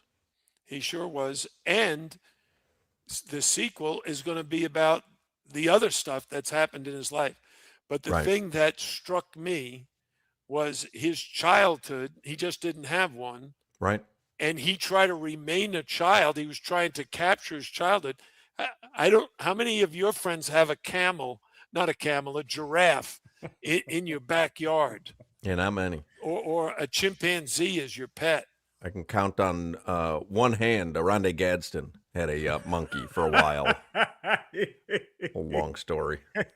What about a concert? How much would you pay for a concert? Is there a concert that you would want to see so badly that you would spend $10,000? No, $10,000. No. I think the highest I've ever paid for a concert, I may have been $800 for What one concert? ticket. It wasn't a concert. It was a Broadway show. It Oh, was what show? Hamilton. Oh, that's right, Coach. With Lin-Manuel Miranda, like Yes. the actual cast? Yes. You saw the OG cast Yes. of Hamilton up Yeah. in Broadway? Yeah, on Broadway. Yeah, that's where the Where cast else would you is. see? I went where like the cast is. New He York wasn't part of the City. touring company of that, Solana. That would be the only place to see Lin-Manuel Miranda. They had come together a couple different times. Like they did one in DC once they were all off Broadway. Like they've done that a couple times. That's why I didn't know. Like a fundraising thing. Okay, but they still did it. That's why I was just wondering. No, but if you're going to see them, if you're a human being and you're going to see them, you're going to see that on Broadway. You're not going to see the touring act. Did you love it? It's funny, not funny, but funny peculiar about that.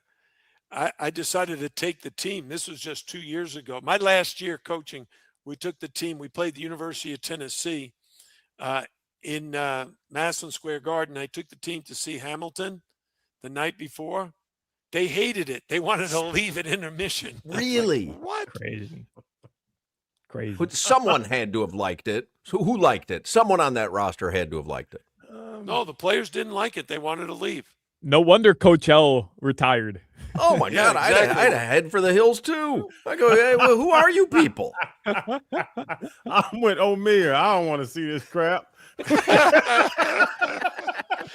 Hey, they wanted to go back and get on their phones and play video games. Yeah, that's it. It's a funny draw because when you're sitting there, you can't be on your phone on social media, No, and that's no. such a draw. Coach, I got to ask you, you're talking about basketball questions. You know, I've asked you about my daughter is a high-level basketball player. So last weekend, she played a team that we usually play, and we know they have a great guard. And I was thinking about it, Coach, and I said, they're not going to call a foul during dead ball. Like, no ref is looking around the court Right. when the ball's dead. So I was like, go punch the girl in the kidney over and over again. And she's going to get frustrated. And she got frustrated, Coach, and she had a terrible game. My daughter locked her down because she was so frustrated because my daughter kept hitting her in the thighs and the ribs during dead balls. Is that great coaching or is parenting? Oh, yeah. What do you think about it? I don't know. That's what OKC's coach is telling his players. Go after Wemby and punch him and hit him as often as you can. Thank you so The much, referees ain't calling it. Coach. It's dead ball. They're not They looking at hold you. his arms. They grab his jersey. And Yeah. oh, that's good basketball. Good D. Oh, I mean, sure, the Thanks, girl's Coach. on dialysis for the rest of her life, but you coached her up great, Crowder. You did a great job. Hey, if the Spurs make it to the finals, I can't wait to see what the Knicks do when Wemby comes to New York. Because if the referees don't let them beat up Wemby, the fans will beat up the officials. Just like the video clip you sent me, Hawk. I mean, that atmosphere is going to be Oh, unrivaled of anywhere in sports. Do you think the Knicks could beat OKC or San Antonio? Well, I think it's always possible. I think a sweep is very, very difficult in the finals. You've got to be much better than the opponent because either of those teams will be the home team in the first two games. So OKC wins, they're at home the first two games. Spurs win, they're at home the first two games. So the Knicks could go back to New York down 0-2. What I'd love to see happen, which happened in the Spurs OKC series, is the Knicks win a road game and go back home 1-1. Because if the Knicks fans get a sense, dang, we might win this series, they will be hungry. That crowd will be absolutely nuts. And the money that will be bet on that game, man, I could rival a retire Super in Bowl. Style. It will Hawk, rival you could even win some bets. I don't know. I don't know if you know my history. If you play Trent, we're going to run out of time here. So this is the pressing question of the week. When you brush your teeth at night and now you're going to rinse your mouth, do you have a cup there in the bathroom, get a little water in, swish it around your mouth, spit it out, or do you run the water into your hand and splash that into your mouth? I have a cup there every single day. It's been there since I got married. It's a Jefferson cup that I got in my days at UVA, and it sits right on my sink. I start by taking a drink of water, then brushing my teeth, washing my mouth out with a cup of water, and then with mouthwash. So I want my mouth clean. Yes, I'm with you. listen, These heathens are taking handfuls of water and splashing it down their throat. Coach, Do how they often wash their hands first? Of course not. But Coach, how often do you clean that cup? Every day. You put that cup in the dishwasher every day? No, I don't wash it in the dishwasher. I wash it in my own sink. You just rinse it out. I rinse it out, yeah. It's bacteria building, Coach. You're the It guy is. licking your fingers. Dang. To clean out your mouth. Do you Crowder. think that bacteria is going to kill me? Well, I think it may have killed your hair and Hawk's hair because the only two guys with hair left on this show are Crowder and I, and we're not drinking out of the cup, Coach. Well, if you told me that back 40 years ago, that drinking out of the cup I'd lose my hair, I'd be splashing that water from my hand too. I'd be licking my coffee during the show. I'm like, that's what caused my baldness. I'd like a cat. I'd be licking coffee out of my hand I am during the so show. jealous of men my age that still have all their hair. It might be white, it might be silver, but it still looks good. And you see these people and they don't even appreciate it. And it's like you look at them and you go, oh, if you only knew how good you have it. Yeah. Anyway. I don't like when people ask me, why don't you think about shaving your head? It's like, Same with me. Yeah. Why don't you think about shaving your ass? I don't even know what that means. I thought that was a good retort. Top down, windows up, Coach. That's what we call it. We top gotta go, down, Coach. windows up. Yeah, You we got love the you, side- Coach. You got the sides going, but the top, the convertible is Oh, open. that's gone. Oh, that's like I He got looks that good now. though. He looks good. Yeah. He you looks look great. better than you. He looks better than me. I'm saying he looks good. Hey, at my age, you just want to be above ground. We're the only real men though. We rinse our mouth like humans with a cup of water. You got these guys like they're at the ball field, turning on the hose. You're in your bathroom. What do you have? You have an outhouse or you have a bathroom with running water? What are we doing here? Hey, Hawk, do you drink a lot of water before you go to bed and you end up having to wake up in the middle of the night to use the men's room? I wake up usually once a night to go to the bathroom. Yeah, I'm at least once, sometimes twice. I keep a bottle next to the bed, Coach. Gatorade He's not even bottle. lying, Coach. Gatorade. Yeah, I How keep a about No, Gatorade. Solana? to pee Solana, in, you to drink pee water in. before going to bed? Yeah, I chug. I drink at least 4 liters of water a day, Coach, but I don't wake up in the middle of the night. I'm good. I tell my body when I want to go to the bathroom. Yeah. How old are you? Because in 10 years, it'll be telling you. You will be telling it. Yeah, my prostate's the size of a bagel. And it's got a hole in it. Something's wrong with him, Coach. Coach always gets to the point at the end of these where he's like, why do I do this for an hour? I could be sitting at the table of knowledge with actual well-versed people. Hey, I got a question. The Table of Knowledge wanted me to ask you guys why the Panthers have had such a rough year.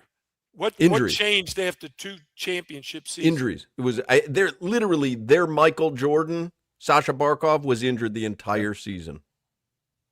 All right, so injuries did them in. They will be the favorites in the Eastern year, Conference going into next season. Oh, good. Yeah, it was literally and, injury related. And Kachuk was out a The lot whole of the roster. year. Kachuk The whole only roster played like was- 20 games. It was all injuries this year. But, Yeah. Coach, they played more games in a 3-year span than any other team in NHL history when they were going to the Stanley Cups. Yeah.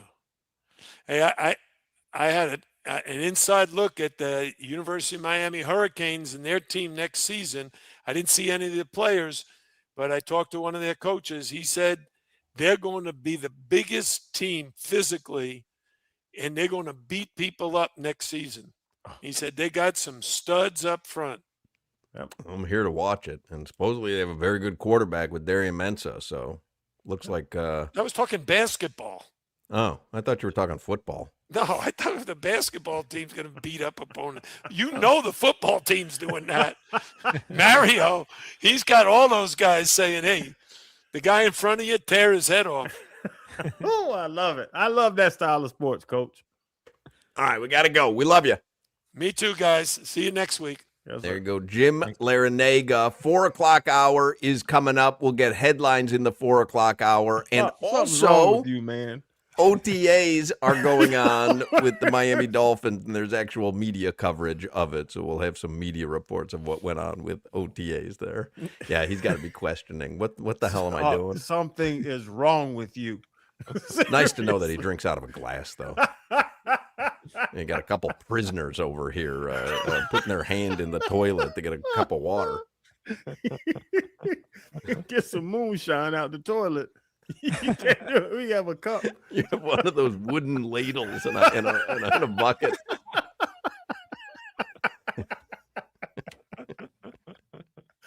If your garage is outdated, damaged, or not hurricane ready, don't wait. Call Allied Doors. Y'all know hurricane season's coming. What is it, June 1st coming? It's right around the corner.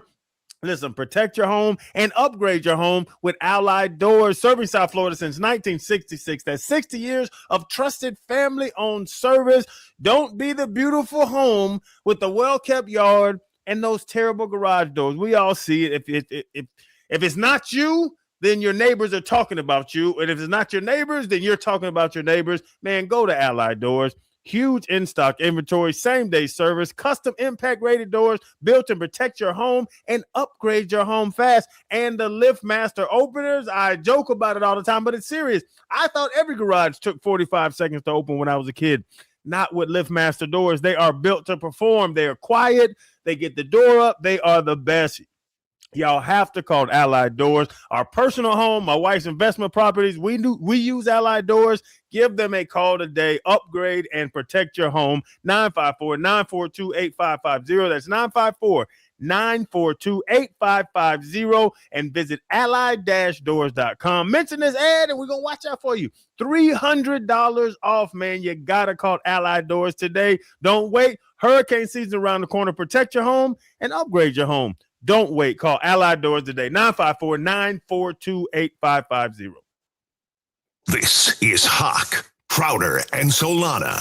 Cooper flag is white.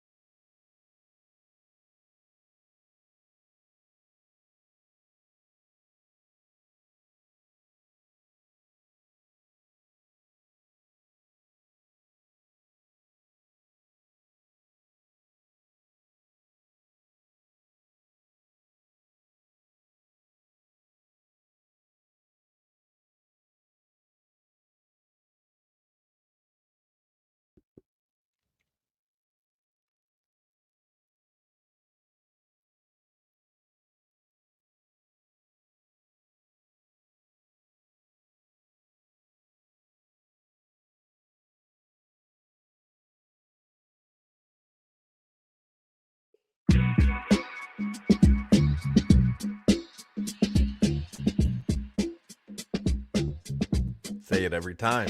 We love having Coach L on with us. He's just perfect to talk to about everything.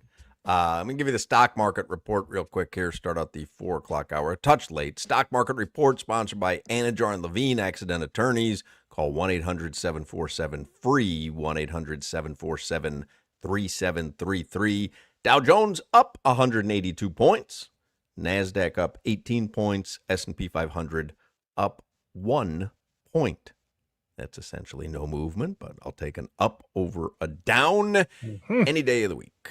All right, let's do headlines. Marlins just lost, by the way.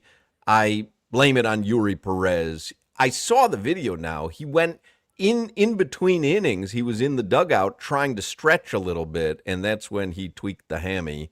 So Nardi came in, gave up 1 solo home run. He wasn't even terrible, but Yuri was pitching a gem, and the Marlins end up losing 2-1 in Toronto. Get the rest of the headlines here with Solana, brought to you by Doral Kia. You always pay less with your Pricito at Doral Kia. Visit them at Doral Kia or DoralKia.com. Just seeing on NFL Live right now, Patrick Mahomes throwing with a knee brace on his left knee, participating in the Kansas City Chiefs OTAs. All right. He'll come back amazing. Will he have an amazing team, though? That's the question. Oh, yes. I think him and Andy Reid, they can create a double-digit win season no matter who's around him. Even if he didn't tear his ACL last year, he tore it late into the season. It was second week of December.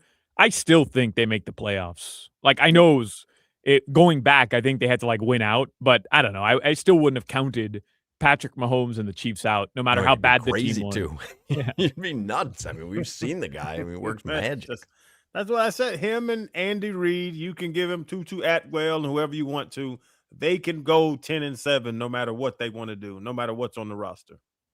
Hawk, I know we're planning on reading some OTA's notes coming up in the next segment, but I did see this from Jonah Savaiinaya, and David Fiorina has tweeted this out, but Jonah spoke, took some questions, and he admitted it was, quote, a little bit of a challenge playing on the left side of the offensive line as a rookie, as he now goes back to the right side in year 2. Makes sense. A lot of sense. And I told y'all before, I was high school All-American, college All-American, and then I got to the league, and I was like, okay, these boys are different. It's just you're jumping to jump into the NFL and now have to move positions. Well, I was going to say, and easy. Throw on top of that playing out of position. Yeah, it's not easy. And I know he was ranked one of the PFF, whatever it's called, ranked one of the worst, but that was tough what he did last season. Yeah, but also figure it out. Good coach. What have you figured out? How to play pickleball with your hefty lefty? No, but I understand it's difficult for a young player to have to play on the opposite side of the line. I'm not discrediting what you're saying, Crowder, and I think there's some truth to that. But I think a good player, a quality player, worthy of a second-round draft selection by the end of the season would have hit some sort of corner, would have turned some sort of corner. And I don't think Jonas Savaiinaya ever did. Like, all we said at the end of the season was, well, he's not as big of a disaster as he was the first 10 weeks of the season. But yeah, I mean, the bar was literally set at the lowest possible point. But you do have to make some sort of adjustment, though, where you say to yourself, hey, you know how to run the board very well there at the radio station. Come in tomorrow. Everything you know is opposite. Good luck. Have fun. Literally everything that your body's telling you to do, all your muscle memory, everything's the opposite. Come on. And you're going to play against the toughest competition that you've ever played at in your life. Agreed. But Hawk, if after 10 weeks of me doing it every single day, and that's my job, if after 10 weeks I haven't gotten substantially better at figuring out how to run this board backwards, then maybe I'm just not fit to run this board. Or maybe the place that WQAM selected me in the draft. I'm just saying figure it out is a little bit dismissive of the situation that he was in. And no, I'm going to go a different angle on this, fellas. For an organization to take a left guard and throw him at right and say, go figure it out, Like, you're not putting him in an advantageous situation to Hawks analogy. Why would QAM do that to you? Why would the Dolphins do that to him? Why are they going to take Proctor and move him to the other side of the ball? It's not an advantageous situation for him. I'm kind of in the middle, Solana, because I'm with you. Go beat somebody in the head and earn respect physically. But I don't think we had a physical team. I don't think Savai Naya, they drafted a bully on a graceful team. I think he'll be way more successful with the Hafley regime than he was with the McDaniel regime. And by the way, I'm not defending him because he did not have a good season. He was not worthy of the pick. And that doesn't mean that he won't be, though. I'm just saying to say, hey, figure it out seems a little bit dismissive of how difficult that task is. Yeah, if they put me at defensive end, I would have got ran over every single play. Yeah, but it's a different position. It's a totally different position. Left guard to right guard, while, yes, different position and different side of the line of scrimmage, it's similar, Crowder. Like, you can't compare playing being a running back. The goal is similar, protect, but that's kind of where the similarities end. I played middle linebacker my entire life, and then they moved me to Will with Zach being the Hall of Fame middle linebacker. It's not the same. It's not the same angle. It's not the same vision. It's not the same anything. You simplify that stuff often. I remember you saying when, Bobrovsky got hurt or whatever, anyone, just go play goalie. You've been on the ice your entire life. And we've had people tell us it is such a specialized position. It's why they have an e-bug. And Solana's like, nah, just put on the goalie equipment and go play goalie. Stop the puck. Not what I said at all. You guys are acting like Sergei Bobrovsky is going to come back next season and the following season and be Sergei Bobrovsky that he was when the Panthers were winning back-to-back Stanley Cup titles. And my opinion was that Sergei Bobrovsky isn't that same player anymore and is only getting a year older, which is why I wouldn't pay Bob top dollar. You were saying, though, when a goalie gets hurt, just take anyone on the ice and make them the backup goalie. Well, I think that had more to do with me thinking that a 650-pound human could essentially be a better goalie than anybody in the NHL. No, I think your argument back then was to have a guy who's sitting in the stands who is an insurance agent to come down and play goalie if both goalies get injured can't be better than a left winger who's been on the ice for 4 seasons. Right. And there's a reason that hockey is telling you, no. That guy sitting in the stands in Dockers is a better choice at goalie than bringing in, Dmitry Kulikov in net. Solana, who's the best receiver in the NFL in your mind? Just what, Jamar Chase? Who jumps out to you? Jalen Waddle.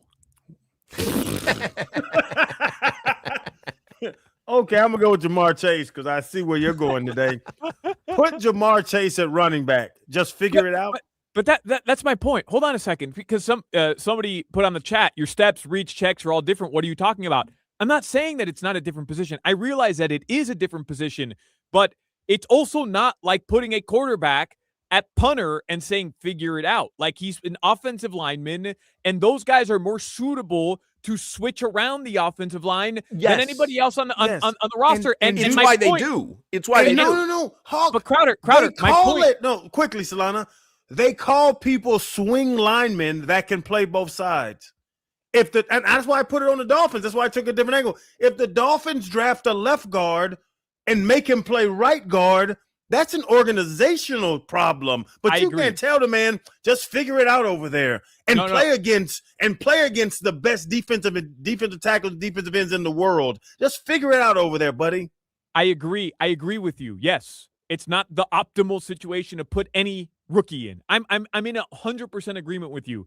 But would you not agree that if a player drafted as a right guard is forced to play left guard out of the gate, he has a full training camp to prepare, then he literally has 17 weeks to improve.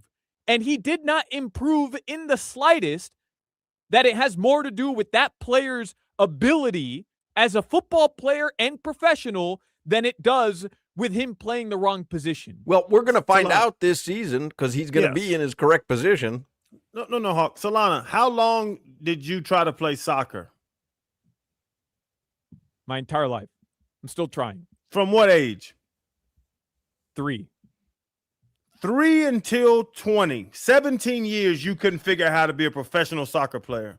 Oh, but you want Savai Nai to figure out in 17 weeks how to change positions at the top level? In Solana's defense, he's drafted and being paid a ton of money. There's a reason that your expectation for him would be a lot different than anybody off the street just trying to play a sport. But it's not that easy to just say, go figure it out. At that level, man, no. Chris Johnson, that was the only part that I had issue with Solana was him saying, figure it out.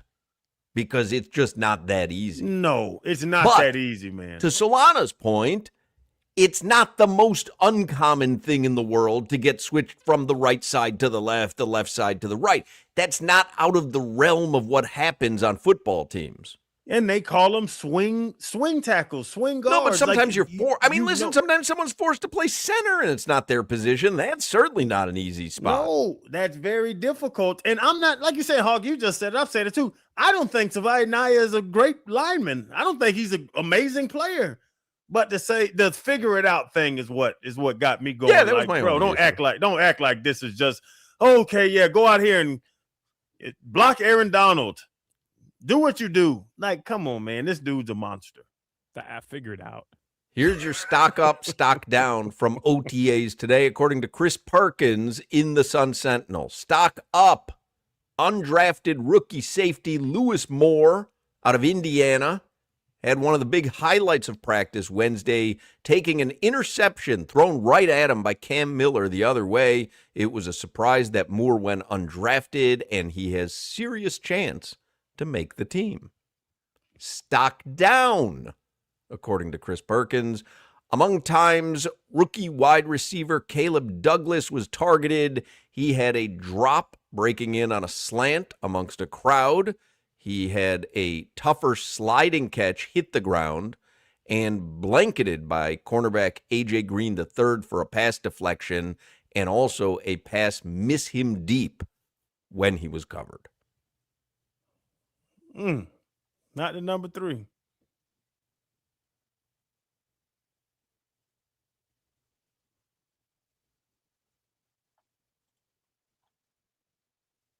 Marcelo Jacques, he tweeted Dolphins quarterback Malik Willis during position drills, and there were some pictures of him. Then he says, arm strength has been obvious. Chemistry with his receivers is clearly still building.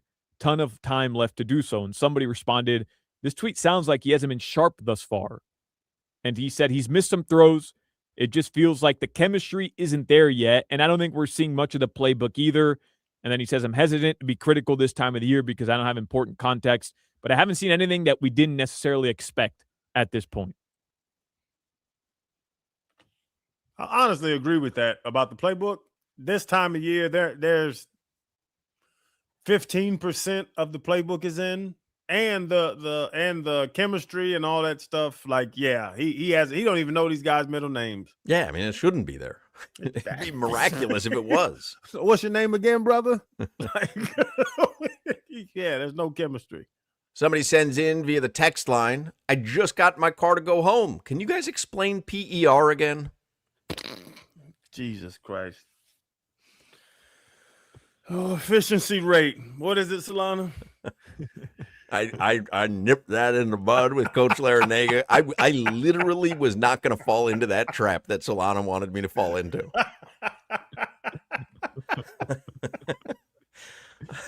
I told Coach L, I am not interested in your opinion on this. This is crazy. Yeah, but you know how this ends, right, Hawk? The next with Ira, NBA with Ira telling you you're an idiot. Yeah, well, that for sure is going to happen. Or By LeBron the way, LeBron telling him his best season wasn't in Miami. One of those two. No, it ends with you dropping PER on the pivot with another NBA player. By the way, 100%. Yeah, 100%, and arguing vehemently with Fred about why PER is important. About why analytics and basketball are important. What's up with Ira cheating on this show and going on with the morning show? He texted me. You okayed that? Well, no, he texted me after he had gone on with Joe, He said, just a heads up, I'm doing a hit with Joe because he asked, but that in no way reduces my affection. Okay. And I texted him back. No dalliance could ever break our bonds. Wow. That's man stuff right there. Yeah, then we took a bath together. That's not man stuff.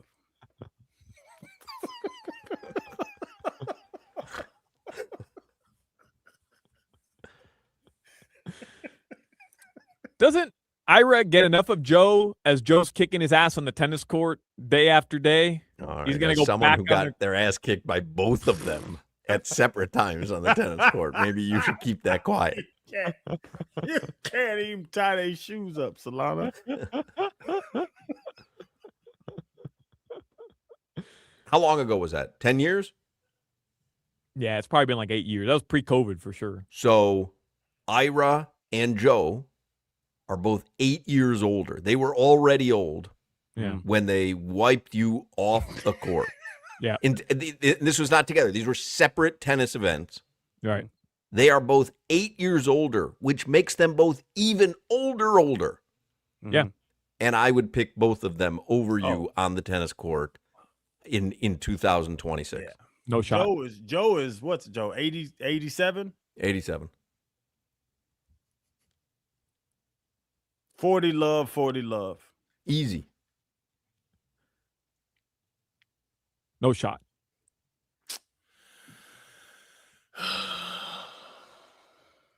No shot.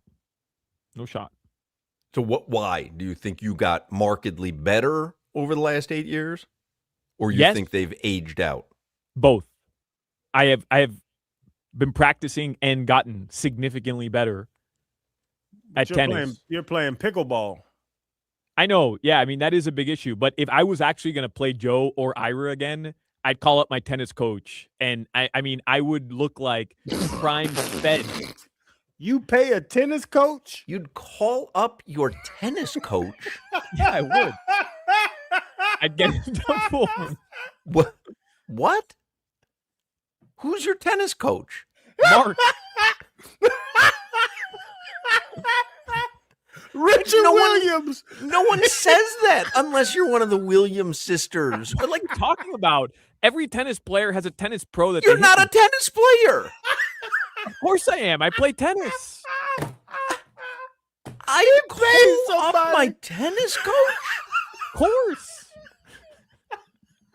Every tennis player has a tennis pro that they You're hit not with. a tennis player. Huck, how am I not a tennis player? I play tennis. You don't play tennis. You send us pictures of pickleball constantly. I also think Ira or Joe could beat you with an actual pickle instead of a paddle. You have a tennis coach. Could you that imagine? trains Hey, you. Phil. Yeah, it's Solana. I'm going to need to go 4 times this week instead of 2 because I got a big one coming up. You have a tennis coach. Yeah. Tennis is a sport that when you're out of form or you haven't been playing or hitting in a while, you have to go hit with somebody who knows how to correct your swing and how to correct your mechanics. Because if not, you're just repeating the same incorrect mechanics over and over again. Ask Right. Ira. I appreciate you explaining coaching. I guarantee Ira as a tennis pro His that he hits mechanics. with. I guarantee Joe has a tennis pro that they hit with. Every tennis player has a tennis pro that they hit with. Every single one. Yeah. That's because you guys don't know about tennis. That's fine. You're just exposing yourself, but that's okay. I get Oh, it. goodness gracious. I got to call my coach. So you to call get up your back tennis ready. coach, and what would you tell him? What would the red? call be like? We have a code red. What up, Brad? Code red. We got a game on the line. Brad, I told you I wouldn't call you unless it was an emergency. We gotta hear a Break little glass. We got a big one.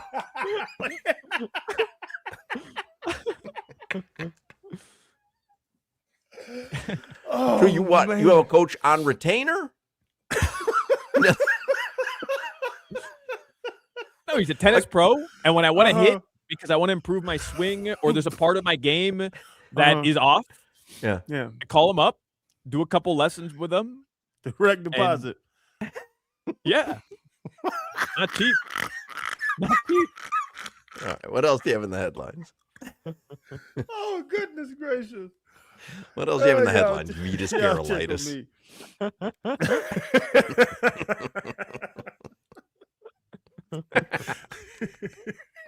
Man, he knew when he said I'd call Coach, and we both froze.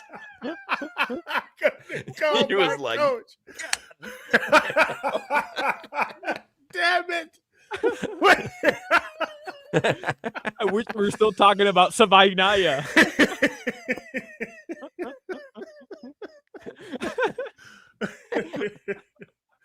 Oh goodness! No, but seriously, I have a tennis coach, and I would kick Ira and Joe's ass. You 100%. would not. Yeah, I would. okay. What's your tennis coach's name? Mark. Can you imagine? Can you At the imagine just JCC. someone blurting out, no, if I really had to play Ira Winterman, I'd call my tennis coach. To lock in.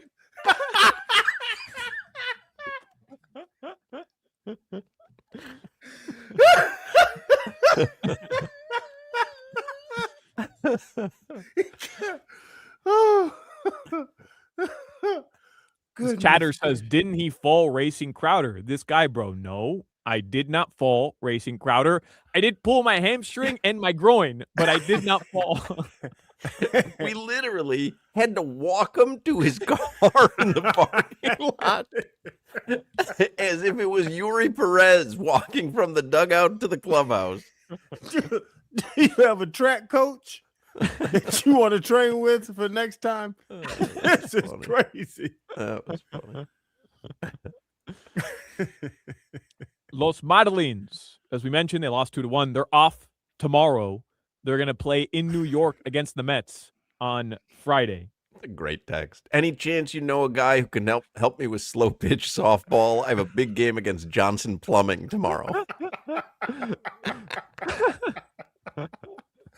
Let me call my coach and get right.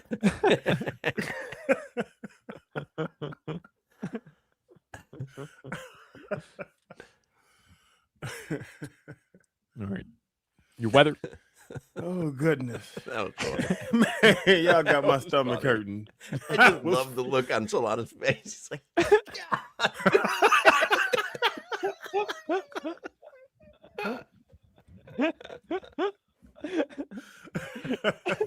I mean, Connor and I just locked eyes.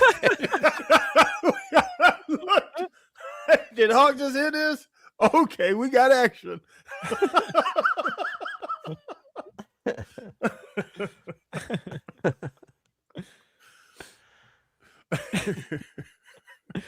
Your weather. Right now in South Florida, it is 90 degrees. It's raining a little bit in El Portal. It's been on and off in parts of South Florida, so drive safely. It also means I'm gonna have to cancel my hitting lesson later tonight. This weather report was brought to you by Tornado Roofing and Contracting. Storm season is coming, and I'm gonna make the best Instagram reel with Mark from the JCC next Tuesday. You guys have no idea.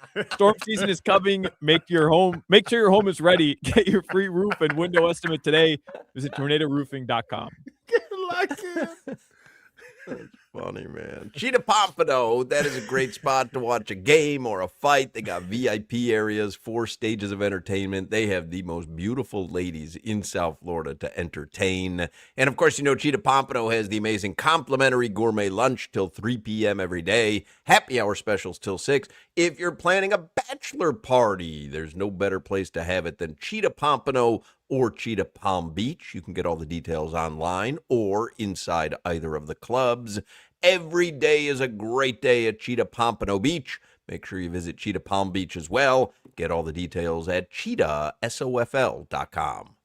You're listening to the Crowder and Solana Show. My prostate's the size of a bagel. WQAM broadcast.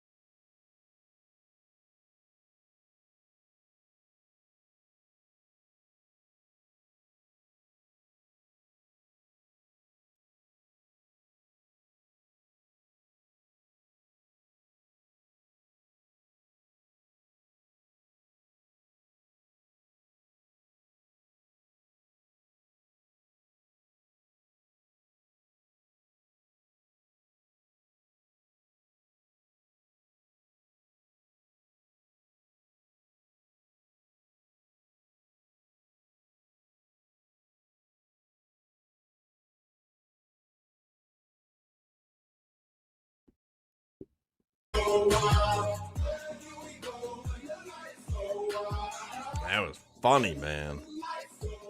A funny segment. Let me remind everybody one more time, we've got this incredible giveaway. If you're a cigar lover, especially, it's a chance for you to win sold-out VIP tickets to Drew Estate's Florida Barn Smoker this November. Throughout the day, you'll enjoy premium and VIP cigars, curated food and beverage experiences, food trucks, drinks, more.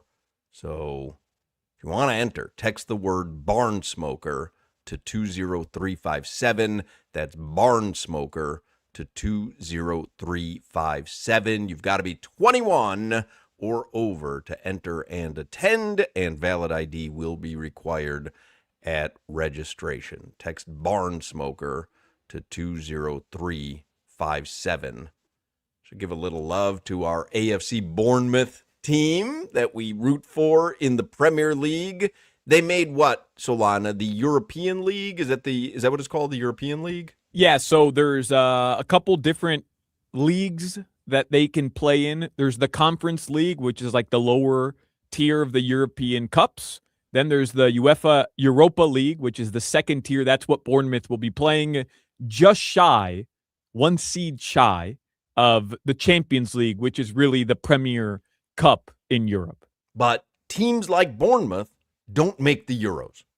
This is, I believe, their first time ever qualifying for European football.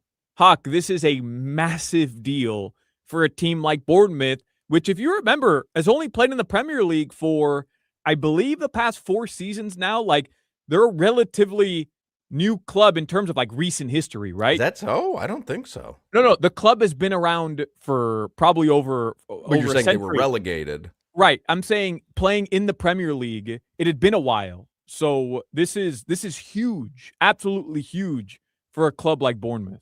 Well, up the cherries. They go to the Euros next season, and the amount of money that you make just from qualifying, and then if you advance, and if you win the Europa League, like then you go to the Champions League if you win it, right? Right, you qualify directly, but who knows, right? This could be the start of Bournemouth because acquiring more funds, because their brand is growing.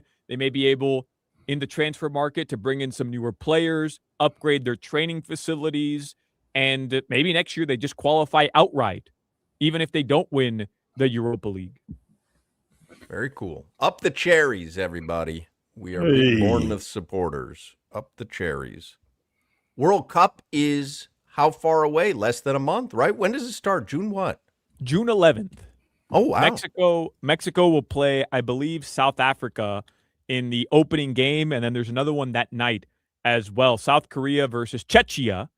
That'll be June 11th to start off Group A. The United States will play the following day at night.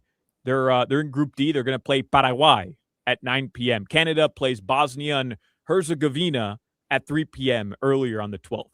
I see USA for the USA-Paraguay game, the opener for USA. USA is minus 105, and Paraguay is plus 275.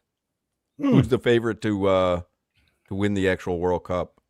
The World Cup, my guess would be Spain or maybe France or Argentina. Those are probably the France three and favorites. Spain are the two favorites, plus 425 for either of them, which are good prices. Remember, this World Cup is the first iteration of the World Cup with this amount of teams. They expanded the tournament. So even if you qualify out of your group, and qualifying out of the group stage, there's 4 teams per group, is a bit easier now because the top 2 seeds make it out, as they always have, and they go to the knockout rounds. But now a select number of third-place teams, the highest-seeded third-place teams, also advance. So you do have a higher probability of advancing, especially as a top team like France. But there's an extra knockout round that you have to win. Before, it was straight into the round of 16, then quarters, then semifinal. Now there's like a round of 32, then the round of 16, then the quarterfinal. So it's an extra knockout round game you have to win. That kind of decreases the favorite's chances of winning across the board. Would you like to guess the 2 biggest long shots to win the World Cup? Uruguay. No, how dare you? That's insulting. I don't know. Uruguay is Haiti. plus 5,000. U.S. is plus 6,000. Who'd you say, Solana? Either Haiti, Curacao, or You just like nailed them both. Haiti and Curacao. Yeah. Haiti Curacao Curacao is- Curacao. third. Curaçao's the size of my house. How can they compete with Spain? Well, I'll tell you what, they're training up here in Boca, and Boca's got some magical smoothie places, which makes anyone play better. Solana's Curacao. your passion for soccer, I love it. I don't know what you're talking about, but I love your passion for this thing. Curacao and Haiti are both plus 500,000. Man. So you could bet $1 that Curacao wins the World Cup. And if they do, you win $5,000 for your $1 bet. You could bet $100. And if Curacao wins, you'd win $500,000. Does that happen in soccer? Like the underdog In the World Cup. I don't know about soccer because you're talking like, because I remember Leicester City. Was it Leicester City that? Yeah, but remember they were in the Premier League. And they were plus 5,000, not plus 500,000. Yeah. Could that ever happen in the World Cup? Absolutely not. Curacao won't win a game. They're probably going to lose to Germany 7-0. They'll get blown out by Ecuador and Ivory Coast. It's a great story that they're there. It's a beautiful representation for the island itself. Only like 200,000 in terms of population. Like the idea that they make the World Cup is insane. But no, Curacao unfortunately won't win a game. They may not score a goal. And unfortunately, the same goes for Haiti. Like, it's awesome that they're there, and it's a really cool story, and it should be celebrated, but those teams just stand no chance. They really don't. I'm just looking to see if there's any bet like that. Will a team score a goal? I'm just looking on like the Hard Rock app. There is a bet, first-time winner. So will a country that's never won the World Cup before win the World Cup? So it's possible. Teams like Belgium have never won the World Cup. Maybe, a team like Morocco went to the semifinal in Qatar. It's possible there are certain teams that aren't considered powerhouses, but have quality football cultures. And Netherlands has never won a World Cup. Like, those are teams that could maybe. First-time winner, through. yes, is plus 195. No is minus 260. So obviously no is the favorite there, but plus 195 would lead you to believe that there are some possibilities. Yeah, some of the teams I just listed, but it probably won't happen.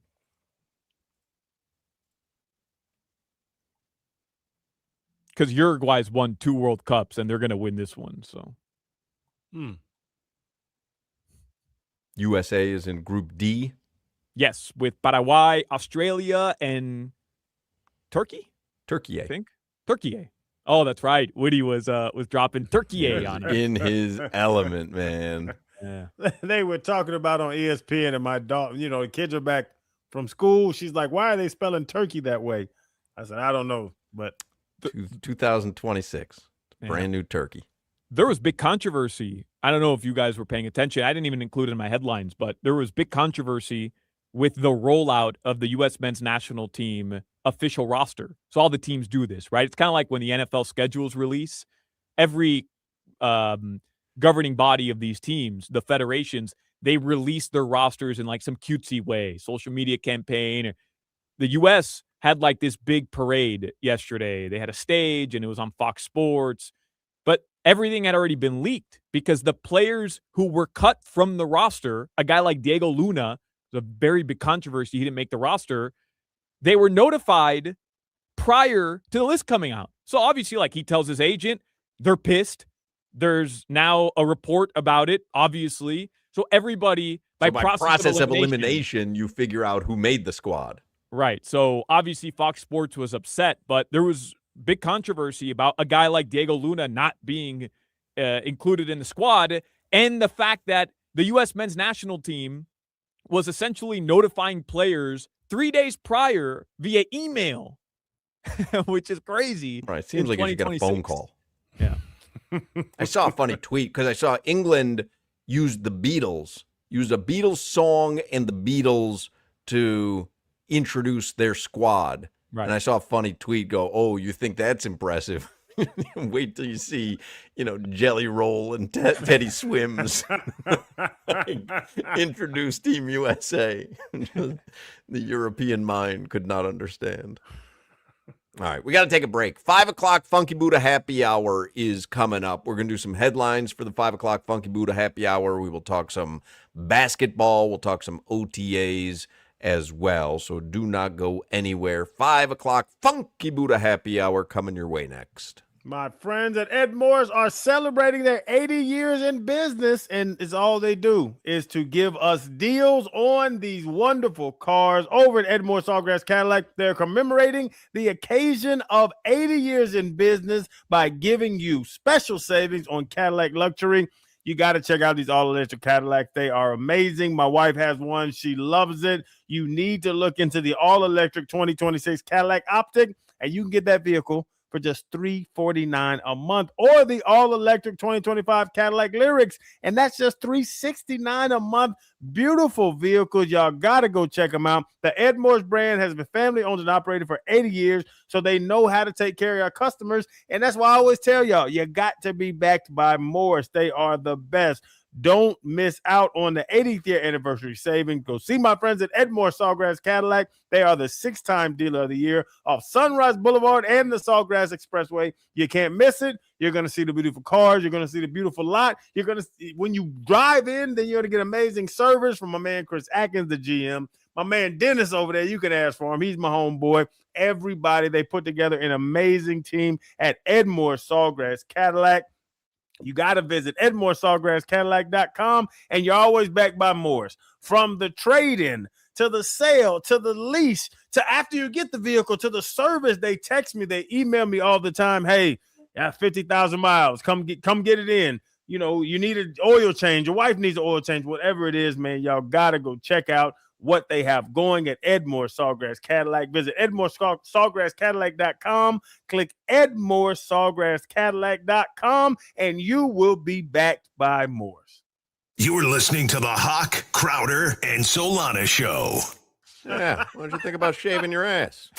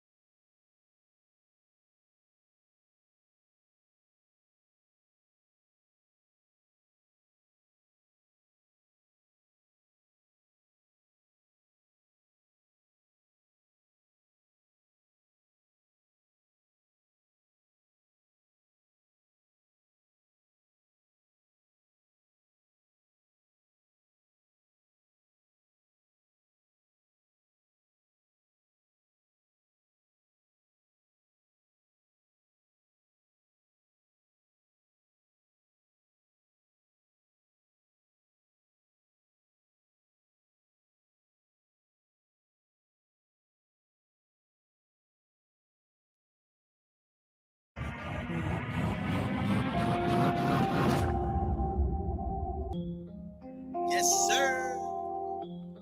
Y'all know what time it is. Y'all know what time it is. Working all day. That's all I see. It's 5 o'clock somewhere and it's right here. The Funky Buddha happy hour, everyone grab a beer. See, the boys are back and so are the guests. We talk food more than sports, but we winning our bets. To the moon, bro, with all the moon go. Hot takes and more, that's coming soon, though. Every banger like a pass, every bar off the glass. WQAM, and they coming for that ass. I'm a spaz like Solana on preheat. My dog don't care who the kicker is as long as they got 2 feet. Pickle bar champ, and he about to repeat. Don't sleep, y'all, the picture get vivid. Especially with Crowder when he cooking on the pivot. Yeah, that boy did it. Played for the Finns, embraced by this city. And then comes the man who's silly but stay litty. Loves avocado toast, and I hope that you ready for Mark Hochman, the big stepper from the Shock, ain't alumni, the big rapper. Gotta dap him up, and like you messing with the neighborhood chick, let's wrap it up. It's 5 o'clock somewhere, and it's right here. Yeah. Take it on home. Take it on home. Take it on home. 5 o'clock hour is the Funky Buddha Happy Hour, brought to you by our friends at Funky Buddha Brewery. Check their Instagram, see what's going on at the tap room. They've got a TCG trade show. That's like a card show for like Magic the Gathering and stuff. The Gathering Casual Commander. Magic the Gathering Casual Commander. Every Wednesday, 6:30. So if you're into, I know you said Fred Taylor's into those trading cards and all that stuff. 6:30 tonight, Funky Buddha in Oakland Park. I don't get it, but it's huge. Oh my God, that stuff is like huge. It is. It really is. And don't forget, next Tuesday is going to be their first Mahjong night. Follow Funky Buddha on Instagram. You can register for Mahjong night because I am guessing the slots are going to get filled and you won't be able to do it the night of. If OKC gets bounced, somebody needs to DM Harkenstein. He might come down. No basketball game to watch at Funky Buddha tonight. But if you're going there just to hang out, get a little Pineapple Beach Blonde Ale, back for summer season. That's a tropical and refreshing blonde ale, kissed with the gnarly waves of juicy pineapple or pineapple. Available pineapple on draft in the tap room, in to go 6-packs, and at retailers statewide. I bet they'll be doing a lot of soccer watch parties at Funky Buddha.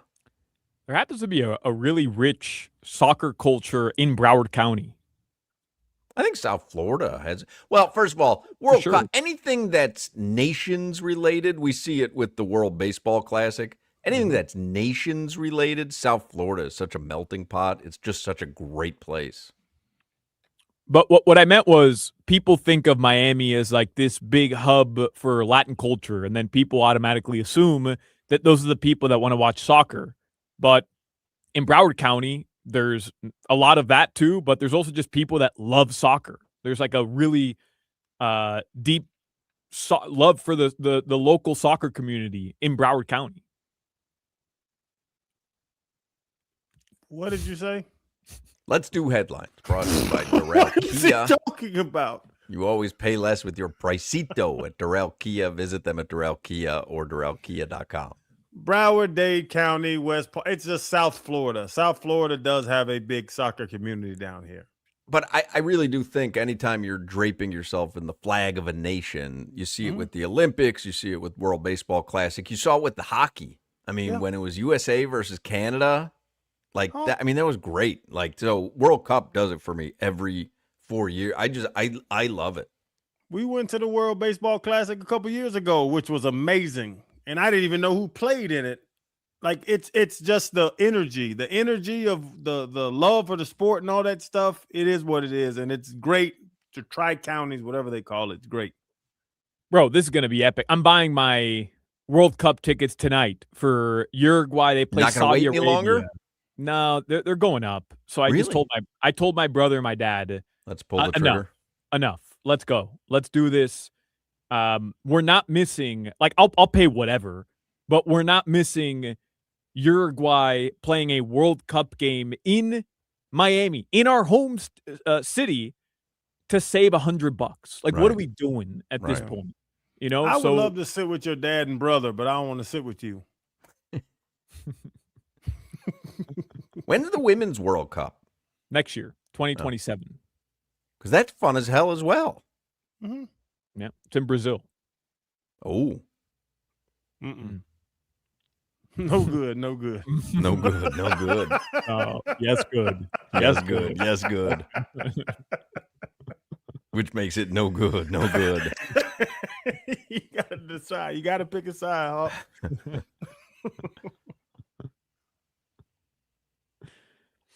All right, guys. Dolphins did have OTAs today. We've kind of recapped it a little bit throughout the show, but no massive news coming out of OTAs. You did have Malik Willis throwing passes today, and a lot of the guys did speak afterwards. Zach Sealer spoke. Jonas Avainaya spoke. Pretty much everybody. So Coach Half. That's right. Is that what we call him? Coach Half? Yeah. I'd like the Halfley Sully thing Half. because it rhymes. But it doesn't. Halfley, Sully, it rhymes. No, it does not. Halfley and Sully don't rhyme. No, not even close. Halfley Sully. Spider and water. That rhymes. That rhymes? Spider water? Yes. ER at the end. It rhymes. Yeah, you're out of your mind. Goodness gracious. Halfley and Sully don't rhyme. Click and clack. Halfley, Sully. Click and clack. They both end with CK. Yes. They rhyme? Click clack. Yeah, that rhymes. They rhyme? Goodness gracious. What rhymes with click? Lick? Yeah. Flick. But clack doesn't. Slick. No, clack does not. Sully and Halfley don't rhyme. I can't. I think his CTA is CTE. Whatever letter you want to put in my brain is not going to let me CTA. tell you that CTA Halfley is and Sully flaring up. don't rhyme. I think it's important to play this. Len and skin rhyme. Len Skin, yes. Len And skin rhyme. and skin Yes. rhyme. Because rhyming Same is about bit. how your ear gets it. I went on my homeboy, went to hang out with Lynn. We went to the ladies and got some skin. I went on my homeboy, went to hang out with Lynn. I went on my Ridiculous. homeboy, went to hang out with Lynn. We went to the ladies and got some skin. I went on my homeboy, went to hang out with Lynn. We went to the ladies and got some skin. Dalek. We went to the ladies and got some skin. Dalek with the ollie. Dalek with the ollie. Dalek, the ollie. Dalek. An absolutely ridiculous bit. Chris Cody DMs me. Crowder would write awful songs. Chris, it's the last syllable of a word, and you that's can not how a rhyme manipulate works. how you It doesn't say the work that word. way. It's how it enters your ear. It was Yeah, a recent well- song that you love that does not rhyme to your standards. I'm not saying songs have to rhyme. I just happen to know what a rhyme is and what one isn't. Halfley, Sully. That doesn't rhyme. Not even close. Goodness gracious. Got to be Halfley, Taffley. Correct. That's a rhyme. You got it. Ah, man, listen, you are crazy. You're crazy. All right, what else Halfley do you and have in the Sully. headlines? No, I can't do this anymore. My head hurts. I can't do it either. I tap out, Hawk. Joe Mazzulla won the NBA Coach of the Year award yesterday. Missoula, Petula. Rhyme beautifully. Yeah, that rhymes. Missoula Transfula. What is that? I don't know what Transfula is. I couldn't think of nothing. He deserved it, by the way. He did. He needs to get a haircut, but he did. You're talking about the coach who got bounced in the first round after having a 3-1 lead? I mean, kind of overperformed this season, no? Or the guy that had MVP that got hurt and still made it to the playoffs. Nah, should have been Spo. Voter fatigue. Voter fatigue.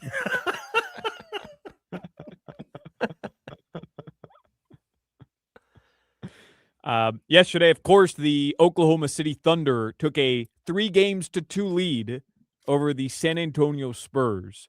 And Game 6 will be tomorrow. Would you like to guess San the Antonio. line for Game 6? I haven't even looked yet. Ooh. In San Antonio, right? Yep. Oh, Spurs light favorites. 3.5. 3. 3.5. Spurs -3. 3.5. Yeah, I think I'm taking the Thunder. No chance they close them out in San Antonio the way this series has gone. Nope. No chance. No Oh, chance. no Zero chance. chance. Do you see how they're choking out Wemby? What do you mean choking out one game? You're talking about one game. He was nothing. They had to One bench him. game. Okay. I saw MJ have games like that. MJ never got choked out. Never had a game like that. Alex Caruso over under 9.5. Over. Under.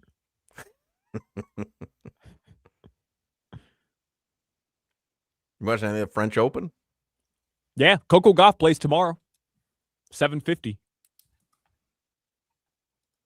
Novak Djokovic was why are you laughing?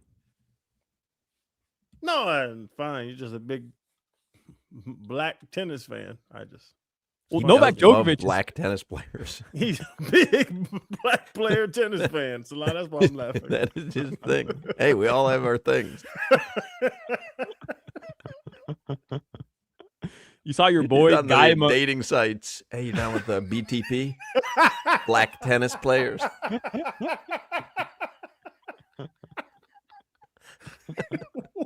What? You saw your boy Mumphys. He was playing in his final French Open ever. Dude's a French tennis legend, and he went 5 sets in the first round against Gaston, who's another Frenchman, and he ended up losing. But he put on a show as always in his final French Open. That's my buddy. I have his number. He really has contacts Tourette's. Drop contacts. I drop contacts. Literally nobody cares that you have his number. Nobody. Yeah, Coco Gauff plays tomorrow. Naomi Osaka plays at 5 a.m. Hawk, you bring up the French Open. I'll give you a mother effing French Open update. Baby. I know you love tennis. Yeah. And then my favorite tennis player, who happens to be white, but she's from Miami. Amanda Anisimova plays tomorrow at 6:40 a.m. I'll be up. I'll be watching it. Really? Yeah. I've been waking up every morning to watch. Well, I know you've been texting early in the morning on the thread. I didn't know that it was because you were waking up to watch the. I'm always up earlier than you guys, but yeah, I've been waking up like 6:30ish to watch the French. I don't have Mofi's number. No, we didn't care either way. It was the other black guy. Blake Shelton.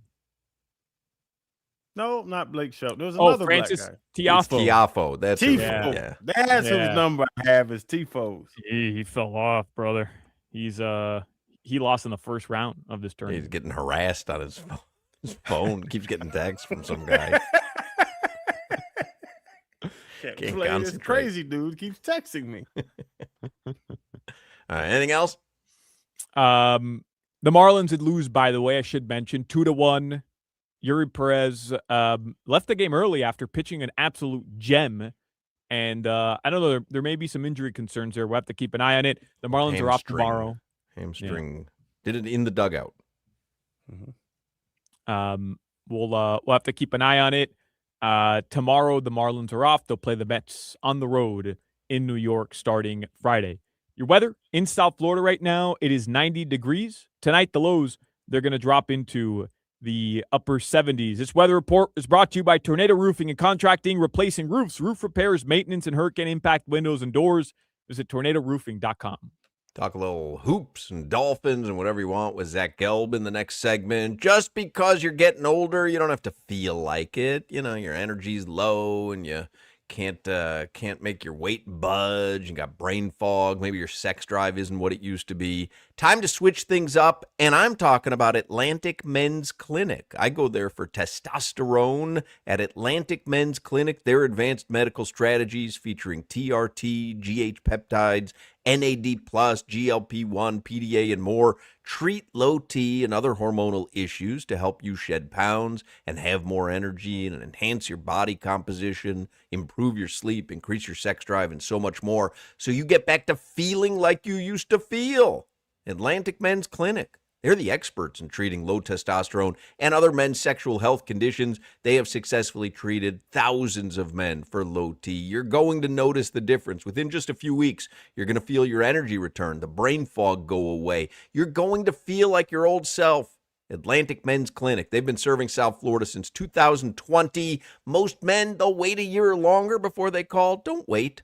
Don't ignore the signs. Call right now. Take that first step towards feeling better. They have 7 locations in South Florida, so it's convenient from everywhere. Call them at 877-455-7300, 877-455-7300, or you can visit AtlanticMen'sClinic.com. Featured therapies are compounded and have not been evaluated nor approved by the FDA. Provider prescription required. See website for details. You're listening to the Crowder and Solana Show. And he kicks people in the penis.